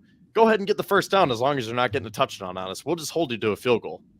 So those were the moments that really bothered me because then you look and see how the Bengals and the Chiefs are playing each other in the AFC Championship game. And it's 3rd and 2, press man coverage. They're playing aggressive right on the line of scrimmage. They're not giving these 10, 15 yards of cushion and going based off the analytics or whatever have you. They're going based on the eye test saying, oh, it's 3rd and 2. You just want to dump it off to Joe Mixon. We're going to make sure that he doesn't get the first down. And see, I do agree with you there. I mean, a great defensive coordinator should have a more measured and effective approach than saying, you know what, trust the analytics. I'm just going to listen to them. I'll go with the numbers, whatever they say, or maybe I need to change up my scheme. Maybe the scheme that's worked for me for 17 games isn't working for this one. But I think that it's on McDermott in that scenario to take it out of the hands of Frazier. And if McDermott didn't, then that is on him. I don't think it's a fireable offense. I think that it's absurd. I think McDermott is indisputably a top 6 coach in the NFL. However, the fact that he didn't take it out of the hands of Frazier when he needed to was telling. The Bills had a million reasons and excuses why they didn't lose that game, and a lot of them were just and reasonable. It wasn't. It's not harsh to criticize them, but it's also fair to understand that there was a lot going on. But McDermott had the opportunity to take the ball out of Frazier's hands and take command of the defense, and he didn't then. And I'm interested to see how he responds to that in 2023 with an entire off-season of him knowing he's going to be the one with the clipboard. He's not able to delegate the same way he did.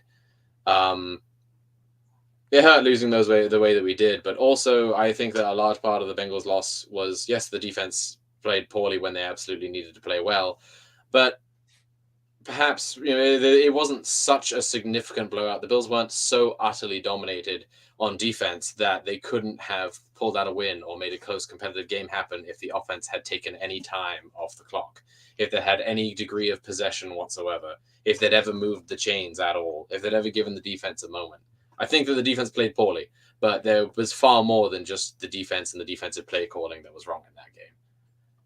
So that being said, with McDermott taking over the play calling, do you think that we will see an improvement? Do you think that he will go back to his aggressive ways and we'll see more blitz packages and we'll see them playing press man coverage and utilizing someone like Kyer Elam, who was drafted for that very moment? To play so do you think that the team is still going to play bend but don't break, play soft zone nickel coverage, or do you think that they're going to mix things up, get aggressive, and now tying it back in with the Taylor Rapp signing, could we see some 3 safety looks? The Bills didn't just lose Frazier and bring in McDermott as the play caller. They also fired their safeties coach. It was the only actual true firing that occurred on the Bills staff this offseason. It was the only position where they looked at their coaching staff and said to themselves, this needs to change. And I think that followed by the surprising retention of Jordan Poyer and then the signing of Taylor Rapp could indicate a significant change. I think that McDermott was aggressive and he did use different safety packages when he was coaching the Carolina defense. He didn't exclusively sit in a base 4-3 nickel all play, every play, no matter what down and distance, no matter what the situation is. I do think that was largely Frazier's scheme. It's McDermott's defense, and it always has been, but he gave a great deal of respect and trust in Leslie Frazier, so much so that I think that he was willing to let him call the game poorly if it meant that that's where the credit lay. That's one of my largest criticisms of McDermott was his unwillingness to step in. But now that he's done it, I don't believe it's too little too late. I think we could see some significant changes, but I don't think it's going to be that much different. I think what we're going to see is more creative blitz packages. We're going to see modifications to the rotation on the defensive line. We are going to see, I do believe we're going to see some of that, some of that thick dime, as it's called, Maybe bump Milano to the middle linebacker for a play or two, but not exclusively, because this franchise has done one thing consistently throughout the entirety of this front office and this coaching staff's tenure, which is that they refuse to take someone out of the thing they're successful at to cover a hole. They would not, when Edmonds was injured, Milano played his same position and Dodson filled in. He didn't move over because he was the best linebacker available. He didn't move into the to the big man in the middle spot because it wasn't what he was best at. When our cornerbacks were going down left and right early in the season, you may remember the Miami game amongst others, where Ingram was getting real snaps in the second half because we just didn't have enough bodies. You know who didn't move from that position despite being a Pro Bowl cornerback? Taron Johnson stayed at the slot, did not adjust his role in the slightest, because why would you create a weakness to cover up a hole somewhere else? I think that it's the play of the safeties and cornerbacks in McDermott's defense in 2023 is going to be very similar to what it is. I just don't think it's going to be as strict to the base 4-3 nickel. I do think that we could see some of those thick dime 3 safety packages. We could see Milano move to the middle here and there, and Rapp and Poyer drop down on either side and leave Hyde alone at the top. I do think that we could see a lot of that, but I don't think it's going to be a consistent snap-for-snap change. I think it's going to be gradual if they do phase it in, and it's going to be more situational throughout the course of the season. Yeah, you mentioned Taron Johnson, and I think that's very interesting because we talked about how Leslie Frazier strictly played that nickel defense, where they refused to put a third linebacker out there. Mm-hmm. But now I'm beginning to wonder, I'm thinking about this as you're talking here, could we see more of Terrell Bernard, where maybe I saw your eyes light up there, where the Bills drafted him last year and it looked like a wasted pick. But what if they were planning ahead to say, if Frazier's gone next year, McDermott's taking over, we're going to run more of a 4-3 defense. He's going to be our third linebacker, put him on the outside, and we still have Taron Johnson, but we don't have to strictly be a nickel defense where Bernard's going to get some more snaps. Or like you said, if you want to go a thick dime, take Taron Johnson out. Well, in that case, you would leave Taron Johnson in. But either way, you would put Taylor Rapp in there. But I just think this gives the Bills more flexibility where you can do more things, whether you want to put that extra DB out there or an extra linebacker. So when the Bills brought in Taron Johnson, do you know who he replaced in the Bills' defense when he became a 100% of snap starter? I'm not sure if I do. He did not replace a slot cornerback. He replaced our third linebacker, Lorenzo Alexander. That was the switch. That's right. Yeah, Lorenzo Alexander went out, and the Bills moved out of a base 4-3 into a base 4-3 nickel. And it was the introduction of a quality slot cornerback like Taron Johnson that let them make the move that they'd always wanted to make. That's why when they found he was able to be effective in the slot, they were able to transition into a defense that they would rather have. There would have been no issue retaining an extra outside linebacker in a 4-3 scheme like Lorenzo Alexander. They're comfortable with using more linebackers. They've done it before, and it's what McDermott started out with when he took over this defense and this team. But I think that's more of the role that we could see from Terrell Bernard. I don't think he's going to be coming in and standing next to Milano snap for snap. I do think that that after a year, with a year largely on the bench, unfortunately, under his belt, because on both sides of the ball, the Bills get comfortable with the personnel they have, and they don't trust the rookies because they don't want to change anything mid-season. Their off seasons are so valuable to them for that. But I think that Terrell Bernard would become more of a Lorenzo Alexander, not next to Milano, but across from Milano with a guy like I expect. I don't believe the Bills will draft a linebacker in the first round. I don't think Jack Campbell's going to be a Buffalo Bill next season. I do think that they roll with Dodson in the middle. He was an equitable starter, and I think that the focus of the defense and the change in direction is going to be the change in direction of the personnel usage is going to be more important than just replacing Tremaine Edmonds 1-for-1. So I think that we could see still a return to the base 4-3, but if they do, it will be with Bernard and Milano outside and with another body in the middle. Because once again, they don't ask people to do what they're not good at. except in very rare scenarios where the skills are applicable, like, for example, Christian Benford transitioning from cornerback to safety. So you do not think that they're going to draft Campbell? I don't. I think they do draft a linebacker because they need one for depth and because it's becoming a relatively valuable position. And if they want to maintain the roster long term and expand the Super Bowl window as opposed to just limiting it for the sake of trying to win one right now, I think that's their plan. They move forwards with an equitable starter in the defense, some guy who they don't absolutely love, but a guy who knows the scheme or knows whatever the scheme is going to be. Because once again, it may not be the same. So do you think Terrell Dodson could be opening day starter? I do. But I only believe that if we don't... I believe that he could be the opening day starter if they maintain the exact same defensive lineup and scheme consistently as they have in the past few years. Because he is the closest thing that there is out there on the market right now to just a guy you can bring in and have him replace Edmonds. Very few guys will know the defense better and be able to fill that role, and Dodson did have some really good tape out there from the past couple of seasons. Yeah, I see some people in the comments saying that Dodson hasn't been that good, but I think he has played pretty solid when he's been called upon. Yeah. But I just don't know if he can be a full-time starter. I agree, he's a downgrade. He's definitely a downgrade. He's definitely a downgrade, yeah. Yeah. And it's just how much of a downgrade is he?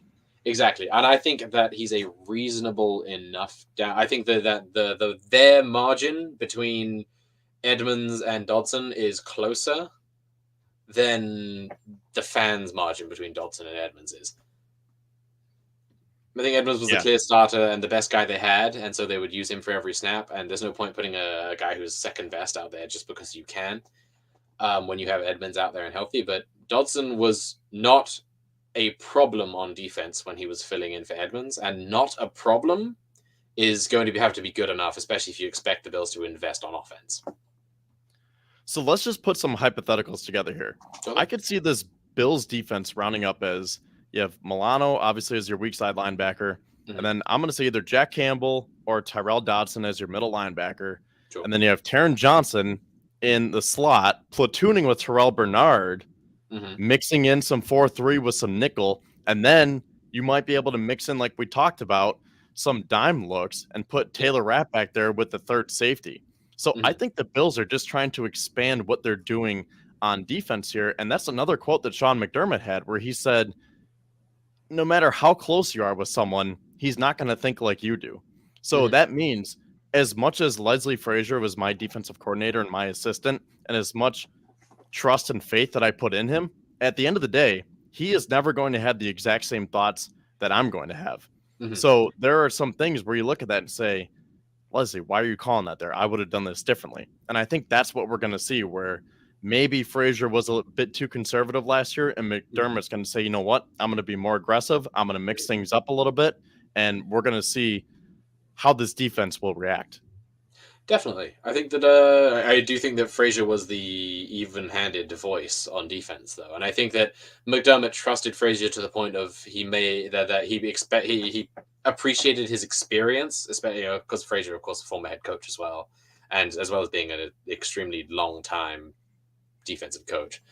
I think McDermott trusted his experience sometimes more than he trusted his own ambition, because every coach who's ever worked with McDermott prior to his time in Buffalo has said, oh, he's extremely aggressive, he's creative, look at all the different looks and plays he'll throw at you. He's willing, he's risky, he's an aggressive defensive coach, and that's been both his praise and his detriment since day one. And the fact that the Bills play such generally a soft and consistent defense over the past number of years is because they have an even-handed coach in Frazier who's able to say, maybe we tone it down a little, maybe we lay off a little, maybe we let the quarterback make the mistake instead of us, opening up the middle of the field by blitzing. Maybe, I think that veteran experience was helpful, and I think it was good to have in Sean McDermott's ear as a young rookie head coach. I don't think it's as valuable now. It's sort of like when we realized that Josh Allen didn't need a veteran in the quarterback room within him anymore. Like, what good was a guy like Davis Webb as a backup to Josh Allen? What good was Matt Barkley, for example? Like, I'd been around the league a lot longer. it didn't really need him. You didn't need his expertise. You didn't need his tempering voice in your ear anymore, because you know that Josh Allen he's aggressive and he's reckless and he's going to do what he can do to win. And sure, he's calmed down a little bit. He doesn't make as many erratic errors as 2018 Josh Allen did, where he was trying to do it all and couldn't rely on anyone. Josh Allen has learned a bit, and I expect to see a similar reflection in the coaching style of Sean McDermott, a slightly tempered version of what he was trying to do when he was defensive coordinator of the Panthers. Well, one last thing that I'll say before I get Bryce and Zach back on to round out the show tonight is that Sean McDermott was a defensive coordinator in Carolina for 6 years, from 2011 to 2016, before becoming the Bills head coach. And in 4 out of those 6 years, he coached a top 10 defense. Yeah. The only years that they didn't have a top 10 defense were his first year and his last year. And sandwiched in between was their Super Bowl run, where they really built up that, what's the word? They're not a dynasty. They didn't win anything, but they were a powerhouse for a couple of years there with Cam Newton in his prime. Yeah, generating consistent success. I mean, that's all you can do. The NFL, sure, the Rams got to buy a Super Bowl. You know, obviously they worked hard for it and they went out and got the guys, but it's not a sustainable method of success. And McDermott's proven that he can give you consistent success on defense over time. And he was able to do that when he wasn't in charge of personnel as a defensive coordinator. He wasn't, obviously he'd give his 2 cents, but he wasn't drafting guys. He wasn't signing free agents. He was saying, hey, these are the kind of guys I want to work with. And then he made a great defense with what he was given. I think that I think that we could see a little bit more of a change now on defense, because with Frazier gone, there's no one to pat McDermott on the back and say, hey, buddy, calm down a little. Well, don't forget they also brought in Al Holcomb. Yeah, and I think it's helpful, but he also won't have the same level of trust and appreciation for the gentle whisper in his ear of Al Holcomb as he had for Frazier after all these years. I think it matters, and I think it's helpful, but I don't think it's that significant. All right, well, I'm going to bring back Zach and Bryce to round out the show here. I'm going to get their thoughts to see what they think about this new look for the defense, maybe playing some more 4-3, maybe playing some more of that thick dime that we talked about, and then we'll sign off for the night. So now that you guys are back here, what do you think about this potential new look for the Bills defense? Zach, you want to go first? Yeah, Zach, you first if you want to go. Okay.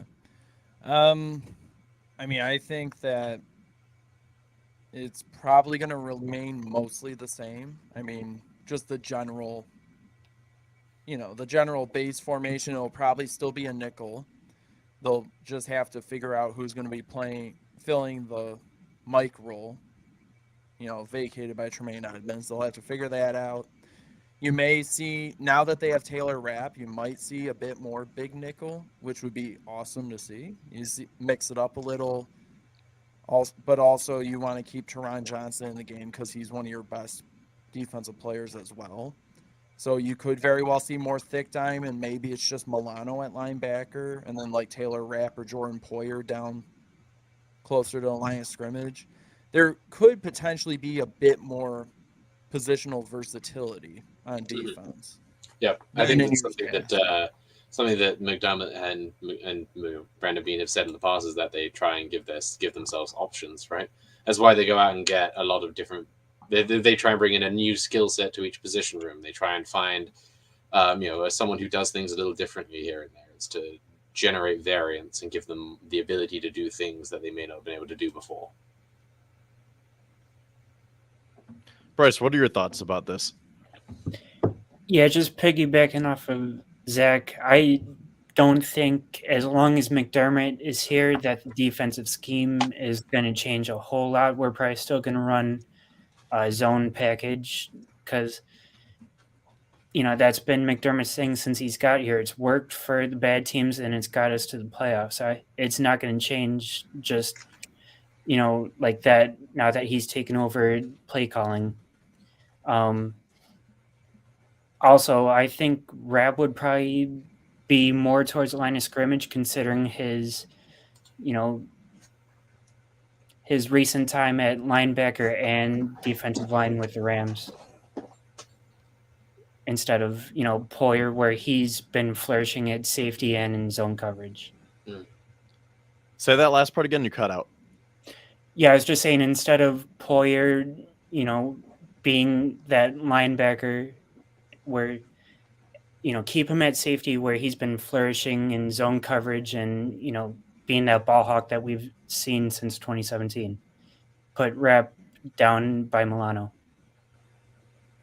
Yeah, well, tying all of this in together from what we talked about tonight, I think this is a very intriguing situation because what they do in the draft could say what they want to do on defense this year, where maybe they have enough pieces with a guy like Taylor Rapp and Terrell Bernard, who's been in the pipeline. But if they draft a position, like just say they draft like a Trenton Simpson, where we're thinking they want that stereotypical middle linebacker, that'd be pretty interesting because that would show that they have different thoughts and ideas about how they want to run their defense this year. Ultimately, I think they go get that Jack Campbell, the prototypical middle linebacker, to clog up the middle there. And like we were talking about earlier, maybe they get a run-stuffing defensive tackle. But it's very interesting to see how they're going to attack the draft between McDermott taking over the defense and the fact that they still have positions to address on offense. Yeah, I mean, it's nice that they haven't forecasted the pick like they did last year. I mean, it's what allowed the Chiefs to jump us for their cornerback. I mean, our guy may well have been their pick, but we'll never know, and we never need to know. But the fact that everyone knew we were drafting cornerback last year made the Bills awfully predictable. It took value away from the unknown commodity of the draft pick, and it made it less tradable and more predictable. And I think that the variance in needs this year, and the fact that we don't need need any position as badly as we needed a cornerback last year, makes it that much harder to predict. And the fact that there are so many options that we could improve upon with that early pick. All right, gentlemen, any final thoughts before we wrap this up? I mean, I haven't thought in years, so. Yeah, people still have thoughts in 2023. Yeah, I mean, who's got time for that? We have better stuff to do here. I guess one final thing that I'll throw in here is technically we are still in the free agency period. So while it's not likely, since they always seem to sign someone the day after we have our show, do you guys think that there could be a signing tomorrow? Does Shaq Lawson get re-signed? Do they get a veteran linebacker? Did they get a veteran offensive lineman again, or just somewhere else? But I really think they're pretty much done. But could we see one more move coming up this week? Is tomorrow the day that we see Zach get his boy Melvin Ingram? Yeah, Melvin Ingram's still out there, right? Yeah, he's still out there. We could use him at pass rush now with Von out. Put him opposite side of Gregor's Hill. Speaking it into existence right now, Melvin Ingram, your newest Buffalo Bill, as of tomorrow after we log off. Now watch him re-sign Tywon Jones. Oh, yeah, we could get the infamous Tywon Jones re-signing. Yeah, death, taxes, and Tywon Jones on special teams is the saying, right? Yep. Yes, sir. You know it. You already know.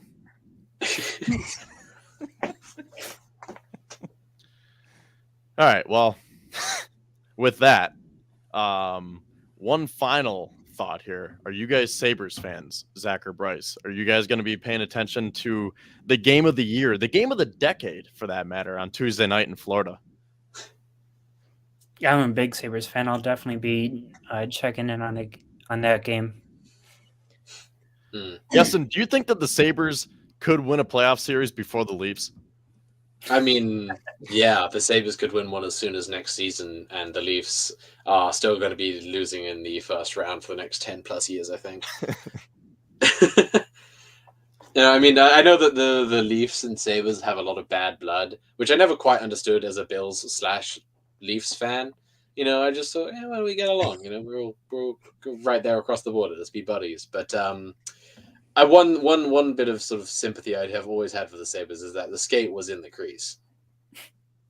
It was in the crease. It was in there. I don't know. I'm shocked that they called it that way. Well, that just lines up right with our luck in Buffalo. But hey, maybe Devin Levi can be the Andy Dalton for the Sabres, where he can just somehow propel the Sabres into the playoffs here to end the drought. Because something magical has to happen, right? Like Andy Dalton to Tyler Boyd is like Devin Levi saving the season here. Yes, that's 4th and 12. It's time, man. Go dial it up. All right. Well, with that, we went a little over 2 hours, but not too bad. Had some great conversations tonight. Appreciate you guys for coming on, Zach and Bryce as usual. And Iestyn, glad to have you on for the first time this year at least. Hope to have you back soon again.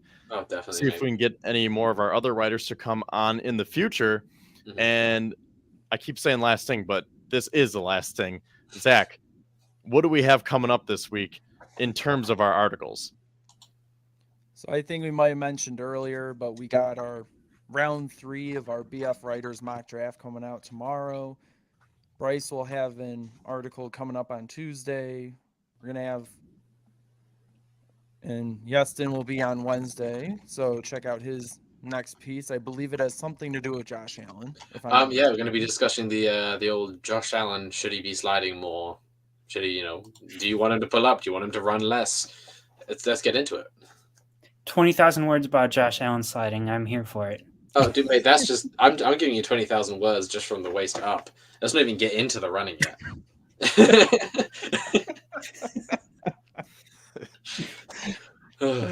Well, and then I am going to write an article either this week or next, but I'm leaning towards this week about how the Bills could potentially trade back and get some assets back and finagle that in their draft, because I think that'd definitely be an interesting topic to have. Now, I will say next Sunday is Easter. As of now, we will be having our show. I plan on airing it here. And then the following week, Zach will be on vacation. So we're still working that out. But because Zach's going on vacation, I definitely want to get a show in next week, because then right after that, there's only one more show until the draft.